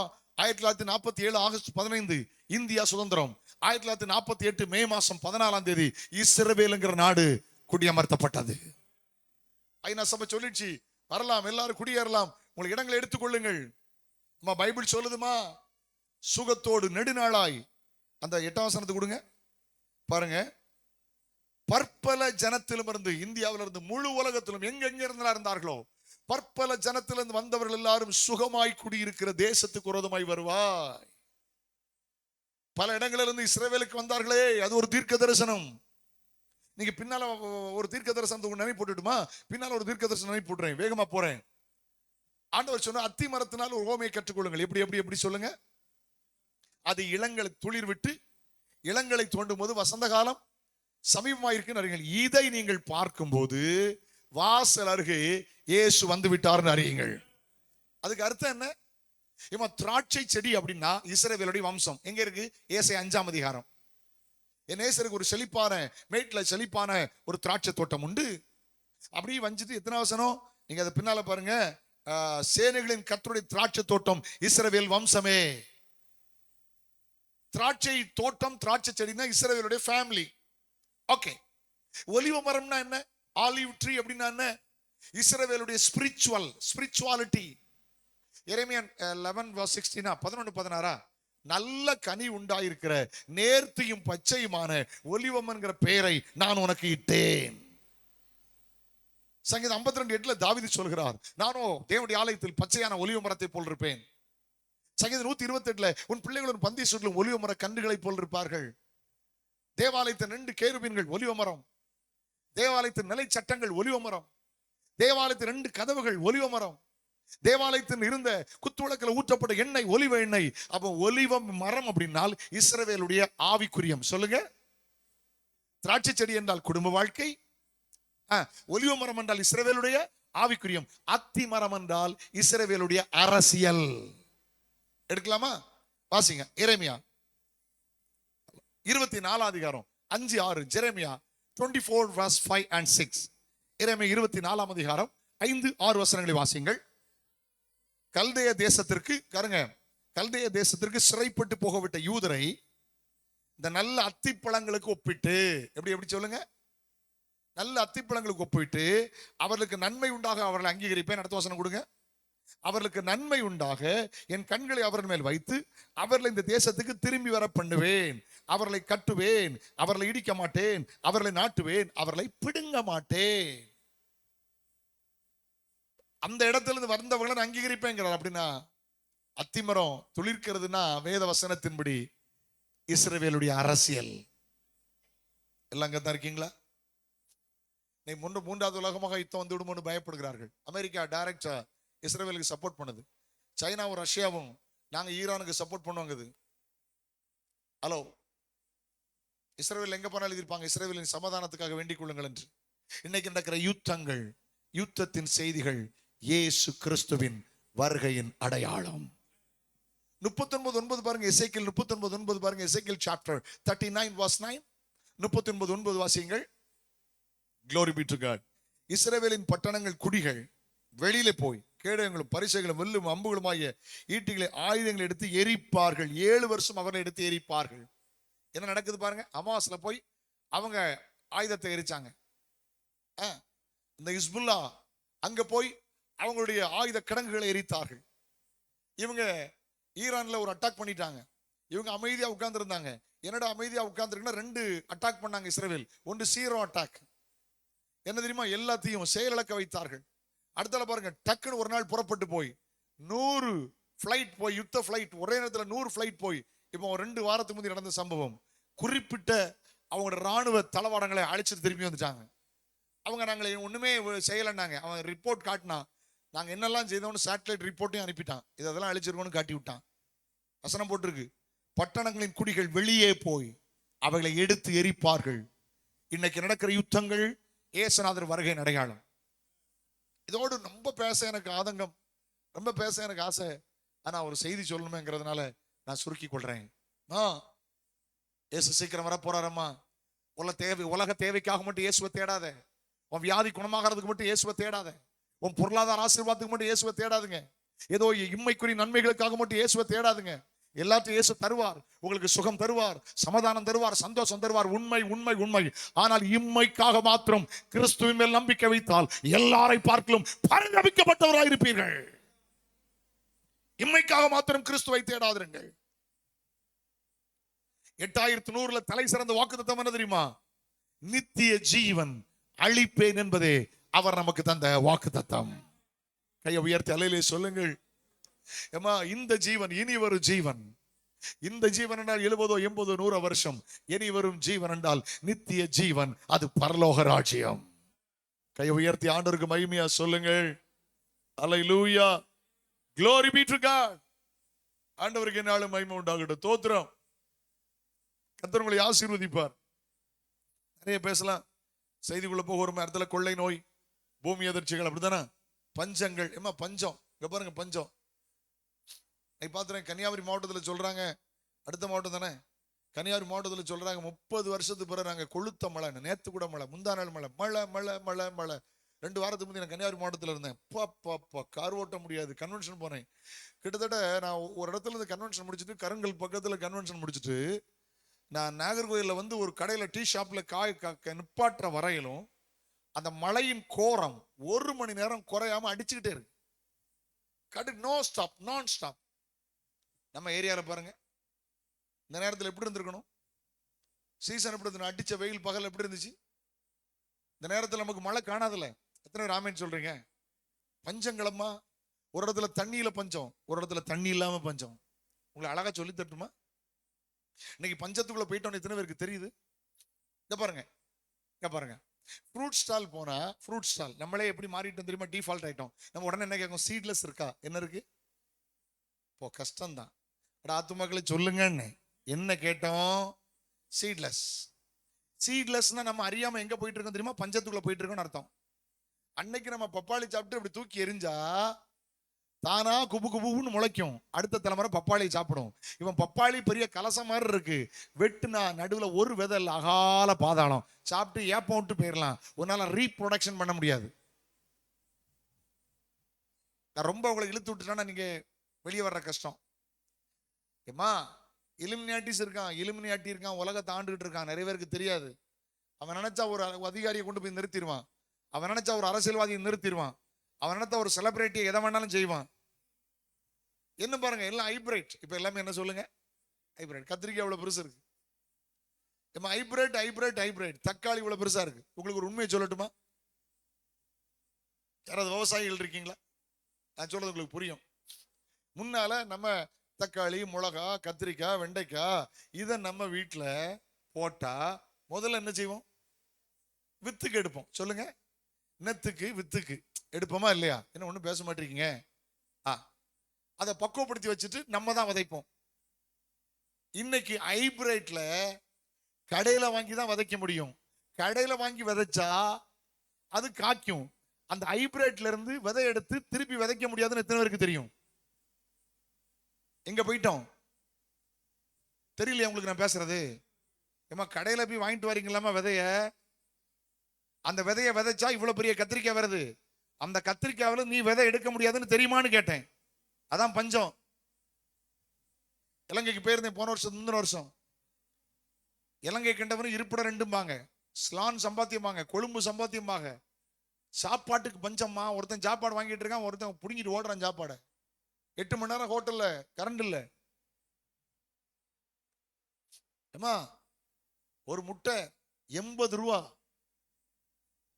ஒரு சைக்கிள் 80,000 ரூபா. பஞ்சம் பஞ்சம் பஞ்சம்.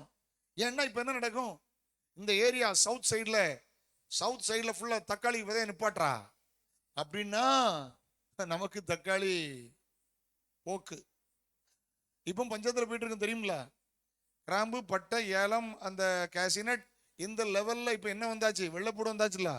இல்ல அங்கதான் இருக்கீங்களான்னு நீங்க சமைக்கலையா, ஹோட்டல்ல வாங்கி சாப்பிட்றீங்களா? என்ன ஒன்னும் விளங்க மாட்டேங்க. ஏக்கா வெள்ளைப்பூடு என்ன விலைக்கா? 400 கிலோ 100 ரூபா. டீசெண்டா சொல்றாங்க. அது அவங்களுக்கு மனசுல வேதனையா இருக்கு. 1 கிலோ 400 ரூபான்னு சொன்னா ரொம்ப வருத்தம். அதனால 1/4 கிலோ 100 ரூபாயா, அவங்களுக்கு 400 ரூபான்னு சொல்றதுக்கு வருத்தமா இருக்கு. சிக்கன் 200 ரூபா, ஆனா வெள்ளைப்பூடு 400 ரூபா. எங்க போயிட்டோம் தெரியுமா உங்களுக்கு பஞ்சம்? இன்னைக்கு ஃப்ரூட் ஸ்டால் போனா seedless, vegetable and fruits seedless.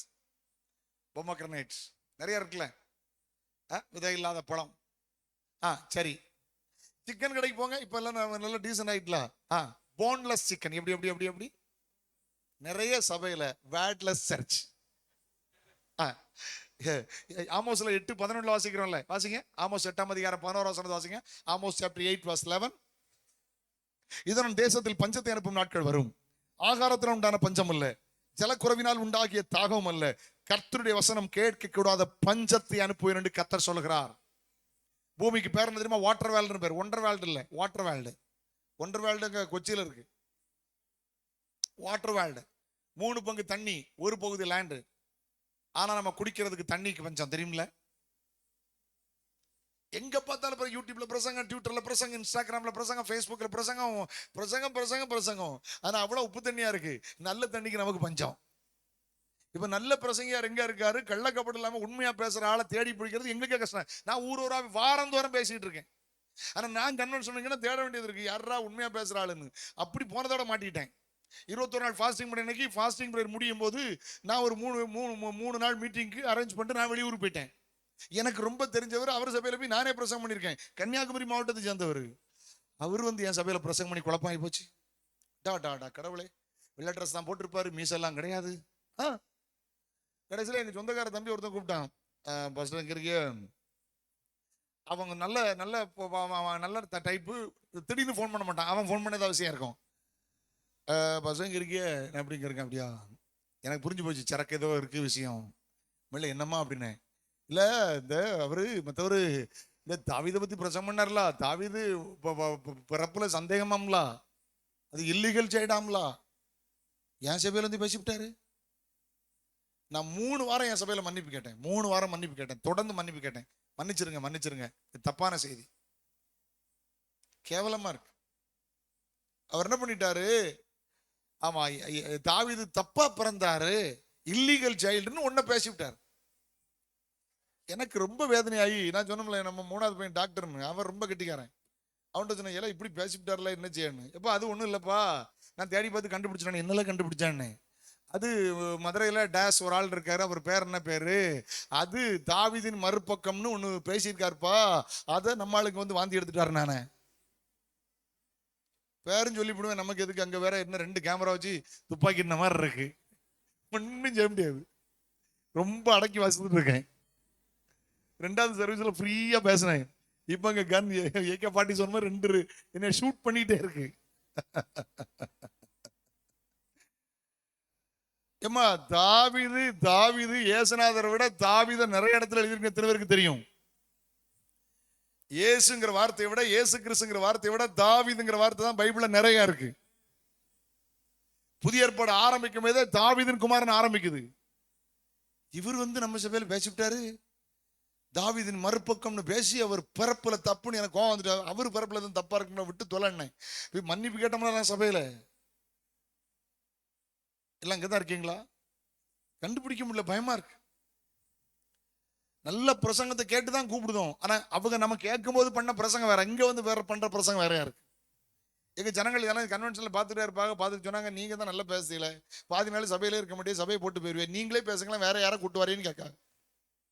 எனக்கு அதான் பிரச்சனை. நீங்க பேச வேண்டியதானே, இன்னொருத்தருக்கு இங்க எதுக்கு? ஏமா ரொம்ப கவனம். பஞ்சம் இன்னைக்கு வசனம் கிடைக்காது. அந்த காலத்துல அப்படி இல்லை. எந்த பிரசங்கியாரும் வருகை பத்தி பேசுவாங்க, ஞானசானத்தை பத்தி பேசுவாங்க, ரட்சிப்பை பத்தி பேசுவாங்க, அபிஷேகத்தை பத்தி பேசுவாங்க, பரிசுத்தத்தை பத்தி பேசுவாங்க, வேறுபாடை பத்தி பேசுவாங்க, நரகம், பரலோகம், 1000 சரசாட்சி, ரகசிய வர்க்க, பயங்கர எதிர்காலம், புதியவான புதிய பூமி நல்லா கேட்கலாம். இன்னைக்கு முடியலையே, பஞ்சம். அப்ப இன்னைக்கு பாருங்க, ஒரு விதத்துல ஆகாரத்துல பஞ்சம், இன்னொரு விதத்துல வசனம் இல்லாத பஞ்சம். இந்த பஞ்சங்கள் இயேசுவின் வருகை அடையாளம். ஓகே, ஒரு ஷார்ட் மெசேஜோட முடிக்கிறேன், பேசிட்டே போகலாம். அடுத்த கொள்ளை நோய்கள் பாருங்க. கொள்ளை நோய் நம்ம கண்ணுக்கு முன்னால் வந்ததெல்லாம் பாருங்க. கொடூரமான வியாதி எல்லாம் எலிக்காய்ச்சல். ஏமா கோழிக்காய்ச்சல் செக் போஸ்ட் போட்டு கேரளால போடாம அவ்வளவு எக்ஸ்போ மறந்துட்டீங்களோ. கோழிக்காய்ச்சல், பறவை காய்ச்சல், எலிக்காய்ச்சல். இங்க பாருங்க. அடுத்தல இந்த சிக்கன் குனியா, என்ன சொல்லுங்க, சிக்கன் குனியா வந்துச்சா வரலையா? எனக்கு வந்துச்சு. ஒரு விரல் தான் வலிச்சது, பிறகு இங்க வலிச்சது, பிறகு ஃபுல்லா வலிச்சது. 10 நாள் படுத்துட்டேன். எலும்புறேன், ஆடுது. நான் கிழக்கு மாற போறேன், என் காலு மறக்க மாற வந்துச்சே. சத்தியமா நான் கன்ஃபார்ம் பண்ணிட்டேன், இது மட்டன் குனியா இல்ல, சிக்கன் குனியா தான். காலு இப்படி போச்சுல்ல, இல்ல இங்கதான் இருக்கீங்களா? ஐயோ கடவுளே, உங்களுக்கு வரலையாக்கா? இல்ல கேட்டேன், வந்துச்சோ அதான் கேட்டேன். அடுத்தல பாருங்க, டெங் ஃபீவர்ஸ் பயங்கரமா வந்துச்சுல்ல. அந்த பிளேட்ல கவுண்ட் 5000 வந்துடும். ஐயோ எவ்வளவு கொடூரமான வியாதிகள் இன்னைக்கு நடக்கிற வியாதிகள். 100 வருஷத்துக்கு முந்தி ஸ்பானிஷ் ஃப்ளூன்னு வந்துச்சு. மெடிக்கல் காலேஜ் கம்மி, ஹாஸ்பிட்டல் கம்மி, ஒரு வருஷத்துல வியாதி சோமாயிட்டல. இந்த கொரோனான்னு வந்துச்சுல, இல்ல அங்கதான் இருக்கலாமா? ஐயோ கடவுளே, மறக்கவே முடியாது. பா ரொம்ப கஷ்டம். ஒரு மாசம் உள்ள அடைச்சு போட்டு, நம்ம ஊர் சுத்துற கேஸ், வெளியே அடைச்சு போட்டு 1 மணி நேரம் தருவாங்க. இல்ல 1.25 மணி நேரம் வெளியே இருப்பேன். ஒரு போலீஸ்கார கேட்டா, உங்களை எப்ப பார்த்தா வெளியே இருக்கேன், ஜாமான் வந்தோடனே. ஜாமான் வந்தான் சார். உண்மை அது இல்லை, வீட்டுக்குள்ள இருக்க முடியல, நான் மூச்சு முட்டுதுலாம். நம்ம அங்க ஒரு தெருவுக்குள்ள கிடக்கும். இங்கேயா அப்படி மலையில போயிடலாம், அங்க போயிடலாம், இங்கேயா போயிடலாம். நான் எங்க போவேன்? கடைக்கு போனா அங்க ரவுண்ட் ரவுண்டா போட்டு வச்சிருக்கு. இந்த கைதி குண்டனுக்கு மாதிரி உங்க ஊர்ல போட்டிருந்தாங்களா இல்லையோ? கஷ்டம்தான். ட்ரெயின் ஓடல, பிளைன் ஓடல. ஐயா எம்எல் ஜிவசிங்க பாட்டு தான் ஞாபகம் இல்ல. கடல் குமுறும், கப்பல் கவிழும், போக்குவரத்து யாவும் நிற்கும், இனி உலகம் என்பதில்லை வாக்குமாறா. உங்களுக்கு பாட்டு தெரியலையோ? இப்ப குத்திரி குத்திரி சைலக்கா, குனிஞ்சி குத்திரி ரெபேக்கான்னு பாடின பாடிருப்பீல, அதான் கதை. அன்னைக்கு தீர்க்க தரிசனமா ஐயா பாடியிருக்காங்க. அந்த பாட்டு தெரியுமா உங்களுக்கு? கடல் குமுறும், கப்பல் கவிழும், பெரும் நாற்றம், போக்குவரத்து யாவும் நிற்கும், இனி உலகம் என்பது இல்லை. பரிசுத்தவான்களுக்கு எப்படி வெளிப்பாடு பார்த்தீங்களா? எப்படி வெளிப்பாடு பார்த்தீங்களா? ஏமா கொரோனா வியாதியில ஐயோ கடவுளை, அது ஏன் கேட்கிய? வெளிநாடுக்கெல்லாம் நம்ம போயிட்டு வந்த கேஸ். இங்க இருந்து கன்னியாகுமரி போனா இ பாஸ், பள்ளிக்கூடத்துல படிக்கிற பிள்ளைகள் அவ்வளவு பேருக்கு ஆல் பாஸ். இப்ப வேலை இல்லாம எல்லாம் ஸ்டே ஹோம். சத்தியமா சில பயிரோ பாஸ் ஆகிட மாட்டான். அப்பா அம்மா பயங்கர ஜபம், 10ஆம் கிளாஸ்ல பாஸ், 12ஆம் கிளாஸ்ல பாஸ், ஆல் பாஸ். இப்ப காலேஜ் போயிட்டு இருக்கான பயில நான் சொல்லுவேன், எல்லாம் செமஸ்டர் எழுதிட்டியா, ஒழுங்கா ஏதோ அரியர் இருக்காலன்னே, எல்லாம் கொரோனா வராதுல பார்த்து எடுத்து எழுதுனேன். ஏன்னா இது கொரோனா பாஸ்லாம். இது நான் நினைச்சேன் உண்மையில நினைச்சேன், இவ்வளவு வியாதி வறுமை தரித்திரம் இருக்க, இந்த கொரோனா முடியும் போது அவ்வளவு பேரும் செத்துருப்பான்னு நினைச்சேன். என் கணக்கு தப்பு கட்டியலா. எல்லாம் வீட்டுல வந்து தின்னு குடிச்சு கொரோனா முடியும் போது பாசான் தேசத்து கொளுத்து எருதுகள் மாதிரி ஆயிட்டு.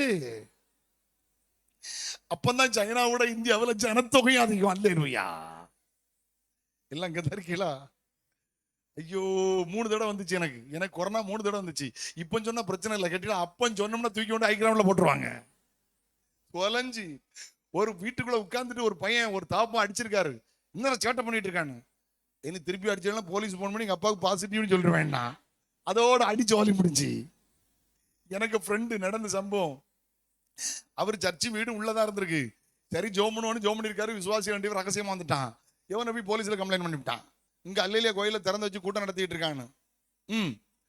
அங்க போலீஸ்ல கூப்பிட்டு இவர் சொல்றாரு, பாஸ்டர் நம்ம நண்பர் ஊழியர் ஐக்கிய தலைவர் கன்னியாகுமரியில பாஸ்டர் இப்படி மாட்டிட்டேன், கூப்பிட்டுருக்காரு, ஐயோ சரியா இருக்கு, இப்போ என்ன செய்யன்னு தெரியலையே, இன்ஸ்பெக்டர் வர சொல்லிருக்காரு. நான் சொன்னேன் ஒன்றும் பிரச்சனை இல்லை, நம்ம ஆள் எப்படி ஐடியா கொடுத்துருக்காரு பாருங்களேன், டக்குன்னு ஒர்க் அவுட் ஆயிருக்கு பாருங்க மூளை. ஒன்றும் பிரச்சனை இல்லை, இப்போ மாஸ்க்லாம் போட்டு போகணும். ஹலோ, இந்த மாட்டு கூட கட்டிருக்கல வாய் கட்டி, அதெல்லாம் போட்டு நினைச்சு பாருங்க, நம்ம காலத்தில் இப்படி ஒன்று நடந்திருக்க இல்லை. இங்கே தான் இருக்கீங்களா? அந்த டைம்ல கொஞ்சம் தெளிஞ்ச உடனே விமானத்தில் போகும்போது சிரிப்பா இருந்துச்சு. ஃபுல்லா ட்ரெஸ் பண்ணணும். இங்க ஒரு ஆள் ட்ரெஸ், இங்க ஒரு ஆள் ட்ரெஸ் இல்லை, அந்த ஆள் ட்ரெஸ். ஐயோ, அப்போ அவன் சொன்னார் ஒன்றும் பிரச்சனை இல்லை, போங்க நீங்க ஒத்தையில போங்க, யாரையும் கூட்டு போவாங்க. ஆமா, கேட்டதுக்கெல்லாம் பதில் சொல்லுங்க, பதில் சொல்லிட்டு இருங்க. திடீர்னு ரொம்ப ஓவரா போயிட்டாருன்னா மாஸ்க கலத்தி 2 தும்மல் போடுங்க, அதோட கேஸ் முடிஞ்சினாரு. நம்ம ஆளு கரெக்டா போயிருக்காரு.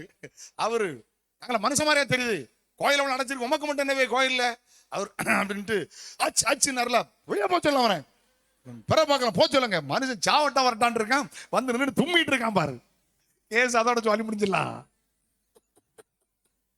ஐயோ கடவுளே, இந்த கொரோனா காலத்துல அங்க போட்ட பாடு ரொம்ப கஷ்டம் இல்ல.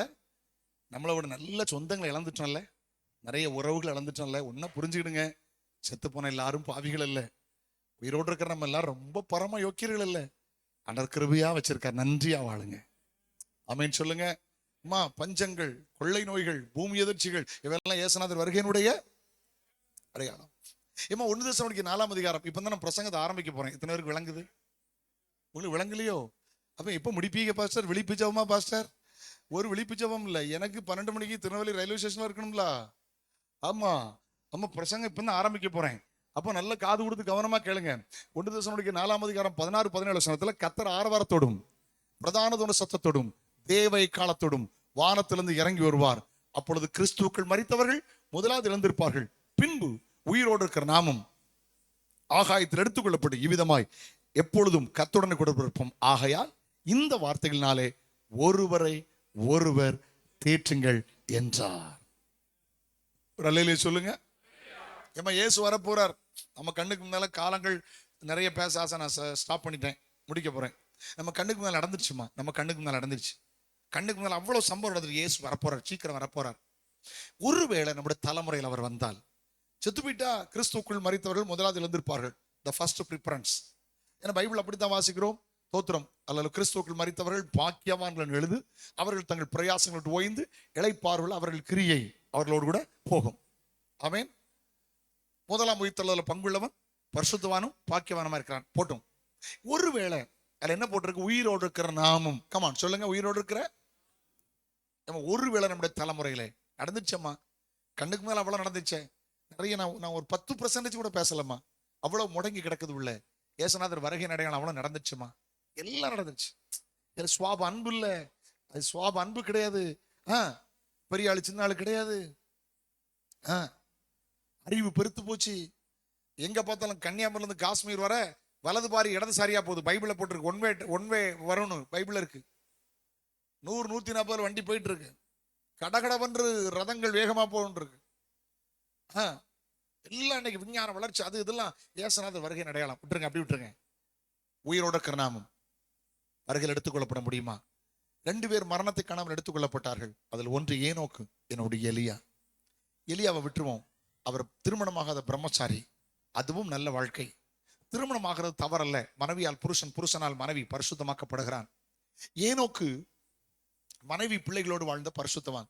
ஏனோக்கு மரணத்தை காணாமல் எடுத்துக்கொள்ளப்பட 5 குறிப்புகள். நம்பர் 1, ஏனோக்கு என்கிற வார்த்தைக்கு அர்த்தம் பிரதிஷ்டை பண்ணப்பட்டவன். எல்லாரும் சொல்லுங்க, எது பிரதிஷ்டைமா? எது பிரதிஷ்டைமா? அல்லேலூயா. அதை விட்டேன், இதை விட்டேன், அதுவா பிரதிஷ்டை இல்லை? அங்கதான் இருக்கலாமா, நான் அது சாப்பிட மாட்டேன், இது சாப்பிட மாட்டேன், எனக்கு பிடிக்கல, நான் சின்ன வயசுல சாப்பிடல, அதனால பிடிக்கல, நான் அதனாலதான் சில சாப்பாடு எனக்கு தெரியல, ஆனா அதை விட்டேன் இதை விட்டேன், அது இல்லை பிரதிஷ்டை. எல்லாம் அங்கதான் இருக்கீங்களாமா? தோத்துறோம், அதெல்லாம் நல்லதுதான், விட்டது விரதெல்லாம் நல்லதுதான், எல்லாம் அங்கதான் இருக்கீங்களா? ரைட். ஆனா பிரதிஷ்டை தெரியுமா? ரோமர் 8ஆம் அதிகாரம், இவை ஒன்றும் கிறிஸ்துவின் அன்பை விட்டு என்னை பிரிக்க மாட்டாது என்று நிச்சயித்திருக்கிறேன். கிறிஸ்துவின் அன்பை விட்டு என்னை பிரிப்பவன் யார்? 16 காரியங்களை சொல்லி அதுக்கு மேலையும் பேசி, இவை ஒன்றும் கிறிஸ்துவின் அன்பை விட்டு என்னை பிரிக்க முடியாது. ஆமென் சொல்லுங்க. அதான் பிரதிஷ்டை. நம்பர் 2, ஏனோக்கு தேவன். ஆதியாகமம் 5ஆம் அதிகாரம், எபிரேயர் 11ஆம் அதிகாரம், யூதா, இந்த 3ல இருக்கு. இரண்டாவது நம்பர் 2, ஏனோக்கு தேவனோடு சஞ்சரித்துக் கொண்டிருக்கையில் காணப்படாமற் போனான். தேவன் அவனை எடுத்துக்கொண்டார், அவன் காணப்படாமற் போனான். ஈனோக் வாக் வித் காட், தேவனோடு கூட நடந்தான். நீங்க யாரோடு சஞ்சரிக்கிறீர்கள்?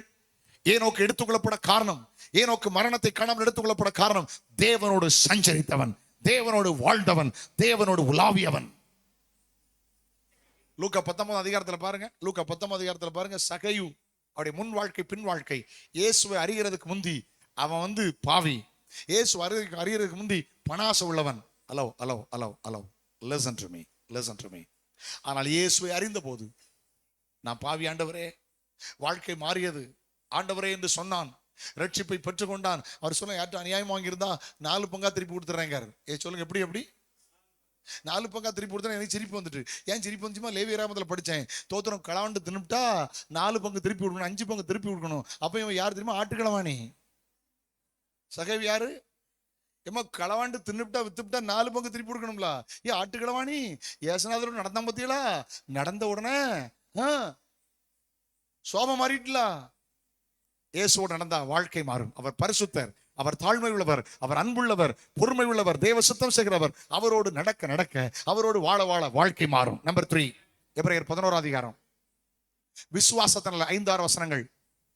விசுவாசத்தினாலே ஏனோக்கு மரணத்தை காணாதபடி எடுத்துக்கொள்ளப்பட்டான். தேவன் அவன் எடுத்துக்கொண்டபடின்னு காணப்படாமற் போனான். தேவனுக்கு பிரியமானவன் என்று எடுத்துக்கொள்ளும் சாட்சி பெற்றான். 3வது குறிப்பு, விசுவாசத்தினாலே ஏனோக்கு. எபேசியர் 2:8 ரட்சிப்பு விசுவாசத்தினால். மார்க் 16:16 ஞானசான விசுவாசத்தினால். கலாத்தியர் 3:14 அபிஷேகம் விசுவாசத்தினால். யாக்கோபு 5:15 தெய்வீக சுகம் விசுவாசத்தினால். அல்லேலூயா. எபிரேயர் 12:1 மேகம் போன்ற இத்தனை திரளான சாட்சிகளை சூழ்ந்து கொண்டிருக்க பாரமான யாவற்றையும் நம்மை சுற்றி நெருங்கியிருக்கிற பாவத்தையும் தள்ளிவிட்டு விசுவாசத்தை தோக்குறோம் முடிக்கிறோமாக இயேசுவை நோக்கி நியமித்த ஓட்டத்திலே பொறுமையோடு ஓடக்கடவும். விசுவாசத்தில் ஆரம்பிச்சு விசுவாசம் முடிக்கணும். யோவான் 11:40 நீ விசுவாசத்தால் தேவனுடைய மகிமையை காண்பாய். ரோமர் 14:23 விசுவாசத்தில் வராத யாவும் பாவம், விசுவாச நீதிமான் பிழைப்பான், விசுவாசிகள் எல்லாம் கூடும். உங்கள் விசுவாசம் உலகத்தை ஜெயிக்கிற ஜெயம். ஆண்டவர் எப்படி இன்ட்ரோடியூஸ் பண்ணார்? விசுவாசத்தினாலே ஏனோக்கு. கர்த்தரை விசுவாசிங்கள். இயேசு உங்கள் ஆண்டவர், இயேசு உங்கள் ரட்சகர், இயேசு உங்கள் தகப்பன், உங்களுக்காய் மரித்தவர், உங்களுக்காய் அடக்கமான உயிர்த்தெழுந்து இன்னைக்கு உயிரோடு இருக்கிற ஜீசஸ் இஸ் அலைவ். இயேசுவை விசுவாசிங்கள். ஆமென் சொல்லுங்கள். ஒருவேளை நீ புதுசா வந்திருக்கீங்களா? இயேசு மெய்யான தெய்வமா, இயேசு ஒரு கடவுள், இயேசு மெய்யான ஆண்டவர், உங்களுக்காக மரித்தவர், ஜீவனுள்ள தேவன். இயேசுவை நம்புங்கள், நீங்கள் வளமாயிருப்பீர்கள், இங்கேயும் ஆசீர்வாதமாயிருப்பீர்கள். முடிவிலே உங்களை சொர்க்க ராஜ்யத்தை இயேசு உங்களுக்கு தருவார். அல்லேலூயா. 3 காரியம். நம்பர் 1 ஏனோக்கு பிரதிஷ்டை உள்ளவன். 2 ஏனோக்கு தேவனோடு சஞ்சரித்தவன், வாழ்ந்தவன். நம்பர் 3 ஏனோக்கு விசுவாசம் உள்ளவன். மறுபடியும் அந்த வசனத்தை பாருங்க, எபிரேயர் 11:5 எடுத்துக்கொள்ளப்படுறது முந்தி தேவனுக்கு பிரியமானவன், தேவனை பிரியப்படுத்தவன். அல்லேலூயா. தேவனை பிரியப்படுத்தினான். அடுத்தல சாட்சி பெற்றான். என்ன சொல்லுங்க, ரொம்ப சத்தமா சொல்லுங்க. என்ன சாட்சியா வாழணும். எல்லாரும் சொல்லுங்க. காட்சியா வாழக்கூடாது, காட்சியா வாழக்கூடாது, சாட்சியா வாழணும். அல்லேலூயா. சாட்சி பெற்றான். கடைசி ஒன்று சொல்லிட்டுமா? யூதா 14 வசனமா 14 யூதா 14 வசனத்துக்கு கொடுங்க. ஜூட் ஆதாமுக்கு 7ஆம் தலைமுறையான ஏனோக்கும் இவர்களை குறித்து எல்லாருக்கும் நியாய தீர்ப்பு கொடுக்கிறதற்கும் அவர்கள் அவபக்தி உள்ளவன் யாவரும் அவபக்தியாய் பேசுகிற கடின கிரிகள் நிமித்தமும். அடுத்த வசனம், தமக்கு விரோதமாய் அவபக்திகள் உள்ள பாவிகள் பேசின கடின வார்த்தைகள் நிமித்தமும் அவர்களை கண்டித்து உணர்த்த 1000 பரிசுத்தவானோடு வருகிறார்னு முன் அறிவித்தான். ரகசிய வருகை, தேவதூதரோடு வருகிறார். 3 வருஷம் உபத்திரவ காலம், 3 வருஷம் மகா உபத்திரவ காலம், 7 வருஷம் மத்தியாகாயத்தில் எடுத்துக்கொள்ளப்பட்ட பரிசுத்தவான்களுக்கு ஒரு கல்யாண விருந்து. அல்லேலூயா. 7 வருஷத்துக்கு பிற்பாடு ஒலிவ மலையில் அவர் கால்படும். எடுத்துக்கொள்ளப்பட்ட பரிசுத்தவான்களோடு அவர் வரப்போகிறார். பகிரங்க வருகை. இயேசுநாதர் 76வது தலைமுறை, இவர் 7வது தலைமுறை. இயேசுநாதருடைய சரீரப்பிரகாரமான வருகையும் தாண்டி, அவர் ரகசிய வருகையும் தாண்டி முடிவிலே வரப்போகிற பகிரங்க வருகை குறித்து முன்னறிவிக்கிறார். அப்படியானால் இயேசுநாதரை குறித்து, வருகை குறித்து ஒரு எதிர்பார்ப்பு, எக்ஸ்பெக்டேஷன். ஆண்டவர் சொன்னார், ஏனோக்கு மரணத்தை காணாமல் எடுத்துக்கொள்ளப்பட்டான். கண்களை மூடுவோமா? ஜெபம் பண்ணுவோமா? ஆண்டவர் நல்லவர். God bless you. எல்லாரும் எழும்புங்க, எல்லாரும் எழுப்பி நில்லுங்க. ஒரு நிமிஷம் அமைதியா எல்லாரும் எழுப்பி நில்லுங்க. இந்த ராத்திரி வேளையிலே ஆண்டவர் என்னை பாரப்படுத்தின காரியத்தை சொல்லிவிட்டேன். அவர் ஏனோக்கு மாத்திரமல்ல கர்த்தர், உங்களுக்கும் கர்த்தர். எல்லாரும் எழுப்பி நில்லுங்களேன். இப்ப பேச வேண்டாம், வேகமா துரிதமா எல்லாரும் எழுப்பி நில்லுங்களேன். டைம் ஆயிடுச்சுல. எல்லாரும் இளைஞர்களே 2-3 கேள்விகள் கேட்க விரும்புகிறேன். உங்களோடு 2-3 கேள்விகள் கேட்க விரும்புகிறேன். நேரம் கருதி குட்டிமா, நேரம் கருதி 2-3 கேள்வி மட்டும் கேட்க விரும்புகிறேன். எல்லாரும் கண்ணில் மூடுங்க. அம்மா, மரணத்தை காணாமல் எடுத்துக்கொள்ளப்படணும். இயேசு வரப்போகிறார். 1, சரீர பிரகாரமான மரணத்துக்கு தப்பணும். 2, 2ஆம் மரணமாகிய நரகத்துக்கு தப்பணும். ஏனோக்கு மரணத்தை காணாமல் எடுத்துக்கொள்ளப்படான். காரணம், ஏனோக்கு பிரதிஷ்டை உள்ளவன். மாறு தட்டி சொல்லு, கிறிஸ்துவின் அன்பை விட்டு பிரிக்க முடியாது. நான் பின்மாற மாட்டேன். 2, நான் இயேசுவோடு வாழுவேன், இயேசுவோடு சஞ்சரிப்பேன். With Jesus. நான் கிறிஸ்துவுக்குள், கிறிஸ்து எனக்குள். 3, விசுவாசத்துள்ள ஏனோக்கு. 4, பிரியமான கர்த்தரை பிரியப்படுத்தி வாழ்ந்த ஏனோக்கு. 5, சாட்சி உள்ள ஏனோக்கு. 6,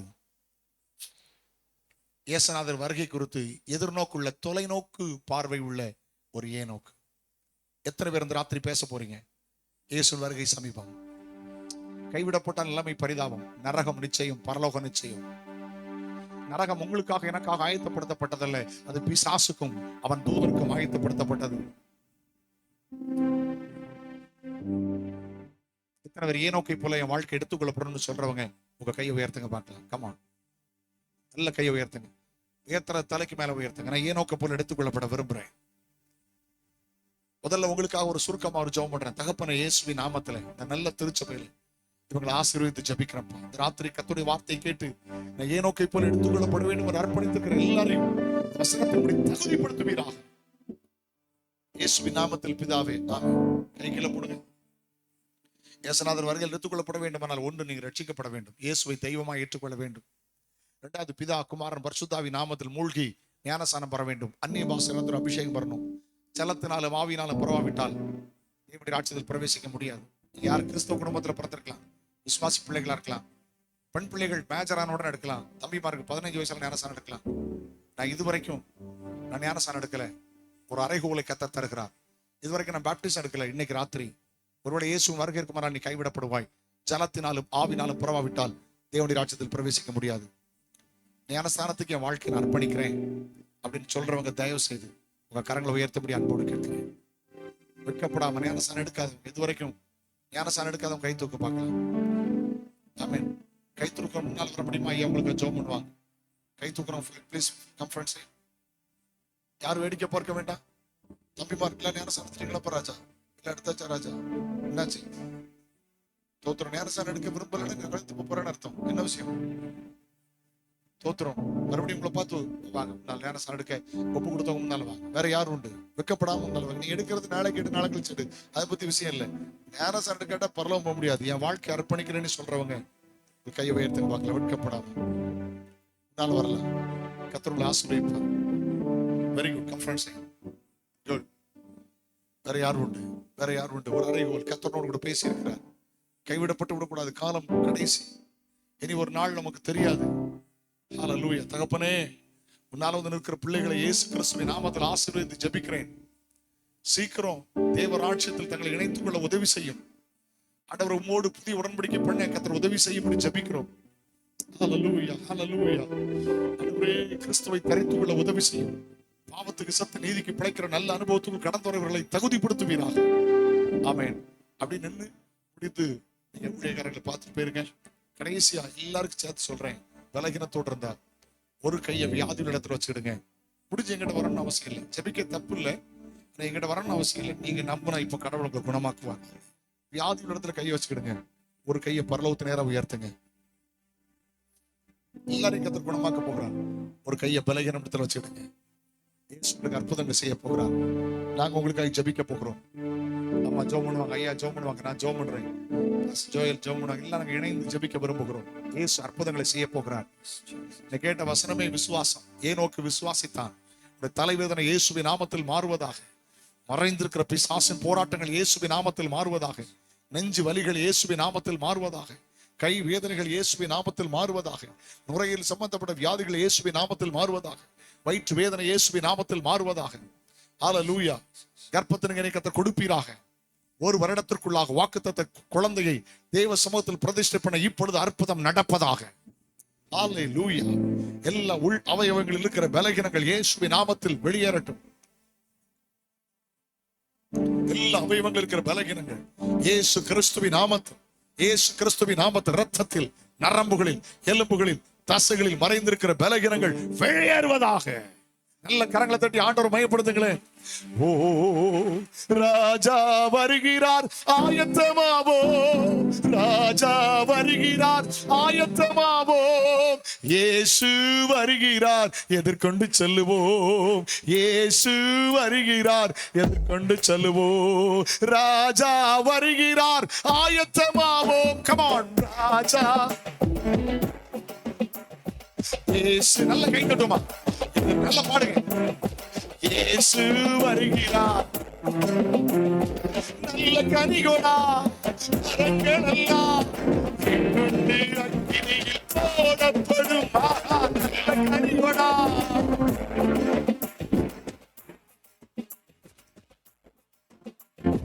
ராஜா வருகிறார், ஆயத்தமாவோ. ராஜா வருகிறார், இயேசு வருகிறார், செல்லுவோம். இயேசு வருகிறார். கைந்த வேகமா பாடுங்களேன். இயேசு வருகிறார், நீ மகிழ்ந்து பாடிடு. மணவாளன் வருகிறார், நீ ஆயத்தப்படு. இயேசு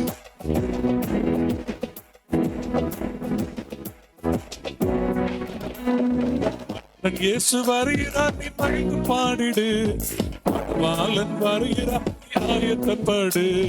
மன்னன் இயேசு வருகிறார், மகிழ்ந்து பாடிடு. மணவாளன் வருகிறார், நீ ஆயத்தப்படு. Price the Lord. தேவன் ஒரு ஆயத்தத்தின் காலத்தை வைத்திருக்கிறார். நம்ம ஆயத்தப்படக்கூடிய காலம். திருச்சபையில் நம்ம இணைத்த நோக்கம் அவருடைய வருகைக்கு நம்ம ஆயத்தமாகணும். அல்லேலூயா. ஆயத்தப்படுத்துகிற ஆமென் இடம்தான் திருச்சபை. தேவன் நம்மை ஆயத்தப்படுத்துகிறார். அல்லேலூயா. ஆயத்தப்படணும், ஆயத்தப்படணும். ஆமென். நம்ம ஆயத்தப்படணும். அல்லேலூயா. ஆமென். ஆயத்தப்பட்டவர்கள் தான் ஆமென். ஒரு ரயில்வே ஸ்டேஷன்ல போய் டிக்கெட்லாம் எடுத்து நல்ல வீட்டில் ட்ரெஸ் பண்ணி நல்ல பேக்கோட லக்கேஜோட ஆயத்தப்பட்டு ட்ரெயின் வருகிற நேரத்துக்கு முன்பதாக போய் நின்று அவங்க ஆயத்தமா நிற்கிறாங்க ட்ரெயின்ல ஏறுவதற்கு. ஆமென். ஆயத்தம் இல்லாதவர்கள் கைவிடப்படுவார்கள். 10 கன்னிகள் 5 கன்னிகைகள் என்ன இல்ல, ஆயத்தமா இல்ல, ஆயத்தம் இல்ல. அவங்க ஆயத்தம் இல்லாதல்ல கைவிடப்பட்டு போனார்கள். பிரியமானவர்களே, தேவன் நம்மை ஆயத்தப்பட வைக்கிறார். ஆயத்தமா இருக்கும். ஹல்லேலூயா. ஆண்டவருடைய வருகை எப்பொழுது வேண்டுமானாலும் நடக்கலாம். எப்பொழுது வேண்டுமானாலும் இன்னைக்கு ராத்திரி இருக்கலாம், நாளை இருக்கலாம், 10 வருஷங்கள் கழிச்சு இருக்கலாம். எத்தனை வருஷம் அது அவருடைய கையில் இருக்கிறது. நேரங்கள், காலங்கள் பிதாவின் ஆதீனத்தில் இருக்கிறது. காலங்களின் வேலைகளில் அறிகிறது நமக்கு அடுத்ததில்லை. ஆனா ஒன்று, பரிசுத்த ஆவிக்குள் வரும் பொழுது நீங்க பலனடைந்து சாட்சியா இருப்பீங்க. ஆமென். பரிசுத்தமா இருப்பீங்க. நல்ல வார்த்தை கேட்டோம். ஏனோக்கு அவன் பரிசுத்தமாய் சாட்சியாய் தேவனுக்கு பிரியமானவனாய் வாழ்ந்தான். அதுதான் நம்முடைய நோக்கமா இருக்கணும். கர்த்தருக்கு பிரியமாய் வாழணும். ஹல்லேலூயா. முதலாவது நம்ம கர்த்தருக்கு பிரியமாய் ஊழியம்லாம் ரெண்டாவது, கர்த்தருக்கு பிரியம் தான் முதலாவது. ஆராதனையெல்லாம் ரெண்டாவது, கர்த்தருக்கு பிரியம் தான் முதலாவது. முதலிடம் நம்ம கர்த்தருக்கு பிரியமா இருக்கணும். கர்த்தருக்கு பிரியமா இருக்கணும். கர்த்தர் நாம மகிமைக்காக வாழ ஒரு முறை கூட உங்களை அர்ப்பணிங்க. தேவனை பிரியப்படுத்த, மனுஷரை அல்ல தேவனை பிரியப்படுத்த உங்களை அர்ப்பணிங்க. ஆமென். கர்த்தர் நல்லவர். உபவாச நாட்கள் ஒரு ஆயத்தப்படுகிற காலங்கள். நமக்கு நல்ல காலங்களை தந்திருக்கிறார். இன்னும் நல்ல ஜெபித்து வேத வசனங்கள் நமக்குள்ள போய்கிட்டே இருக்கணும். வேத வசனங்கள் தான் நம்மை ஆயத்தப்படுத்துகிறது. ஆமென். நம்மை ஆயத்தப்படுத்துகிறது. ஆமென். ஜெபம் பண்ணுவோம். அன்பின் ஆண்டவரே, இயேசு நாமத்தில் ஜெபிக்கிறோம். ஆண்டவரே, உம்முடைய வருகையை நாங்கள் மறக்க கூடாது. ஆண்டவரே, கர்த்தருடைய பந்தியில நாங்கள் நினைவு கூறுகிறோம். ஆமென். நினைவு கூறும்படி செய்யுங்கள் என்று சொன்னீர். ஆண்டவரே, ஆமென். நீர் சிலுவை மரணத்தை மட்டுமல்ல, உடைய வருகையை நாங்கள் நினைவு கூறணும். ஆண்டவரே, உடைய வார்த்தையை நாங்கள் நினைவு கூறணும். வருகை குறித்து சொல்லப்பட்ட தீர்க்க தரிசனங்களை நாங்கள் நினைவு கூறணும். நாங்கள் எப்படி வாழ வேண்டும் என்று சொல்லி கொடுத்திருக்கிறீரே, அதை நினைக்கணும், அதை நினைத்து பார்க்கணும். ஆண்டவரே, உதவி செய்வராக. இந்த நாளிலே தேவனுடைய வார்த்தை கேட்ட ஒவ்வொருவரும் பலப்படுத்துங்கப்பா. இன்னும் நல்ல பரிசுத்தம் உள்ளவனினும் பரிசுத்தமாகட்டும், நீதி செய்கிறவனினும் நீதி செய்யட்டும் என்ற வார்த்தையின்படி இன்னும் நாங்கள் பரிசுத்தமாய் நீதியாய் வாழ ஆண்டவரே. ஆமென். ஹல்லேலூயா. காலை கேட்ட செய்தி மாதிரி இன்னும் அதிகமாய் விருத்தி அடைய ஆண்டவரே. ஜெபத்துல, ஆராதனையில, பரிசுத்தத்துல, நீதியில, எல்லாவற்றிலும் விருத்தி அடைய ஆண்டவர் கிருபை கூட. வசனம் பேசின தாசரை பலப்படுத்த அவருடைய குடும்பத்துக்காக ஜெபிக்கிறோம். அவருடைய ஊழியங்களுக்காக ஜெபிக்கிறோம். ஆசிரியர் இரவு நேரத்துல அவங்க பிரயாணத்துல எல்லாம் நம்முடைய கிருபை இருக்கட்டும் ஆண்டவரே. கர்த்தர் இருக்கும் செய்யும். நம்முடைய பிள்ளைகளோடு சமூகம் இருக்கட்டும். தொடர்ந்து அற்புதமாக நீங்க ஒவ்வொருவரையும் வழி நடத்துங்க. கையின் பிரயாசங்களை ஆசீர்வதிங்க. தேவையெல்லாம் சந்திங்க. நாங்கள் ஜெபித்திருக்கிறோம். சுகத்தை ஆண்டவர் கொடுத்திருக்கிறீர். இந்த தெய்வீக சுகத்தோடு கடந்து செல்ல உதவி செய்வீராக. இயேசுவின் நாமத்தில் பிதாவே, ஆமென், ஆமென். ஆத்மாவே கர்த்தரை ஸ்தோத்திரி, என் முழுமே கர்த்தருடைய பரிசுத்த நாமத்தை ஸ்தோத்திரி. என் ஆத்மாவே கர்த்தரை ஸ்தோத்திரி. கர்த்தர் செய்த சகல உபகாரங்களை மறவாதே.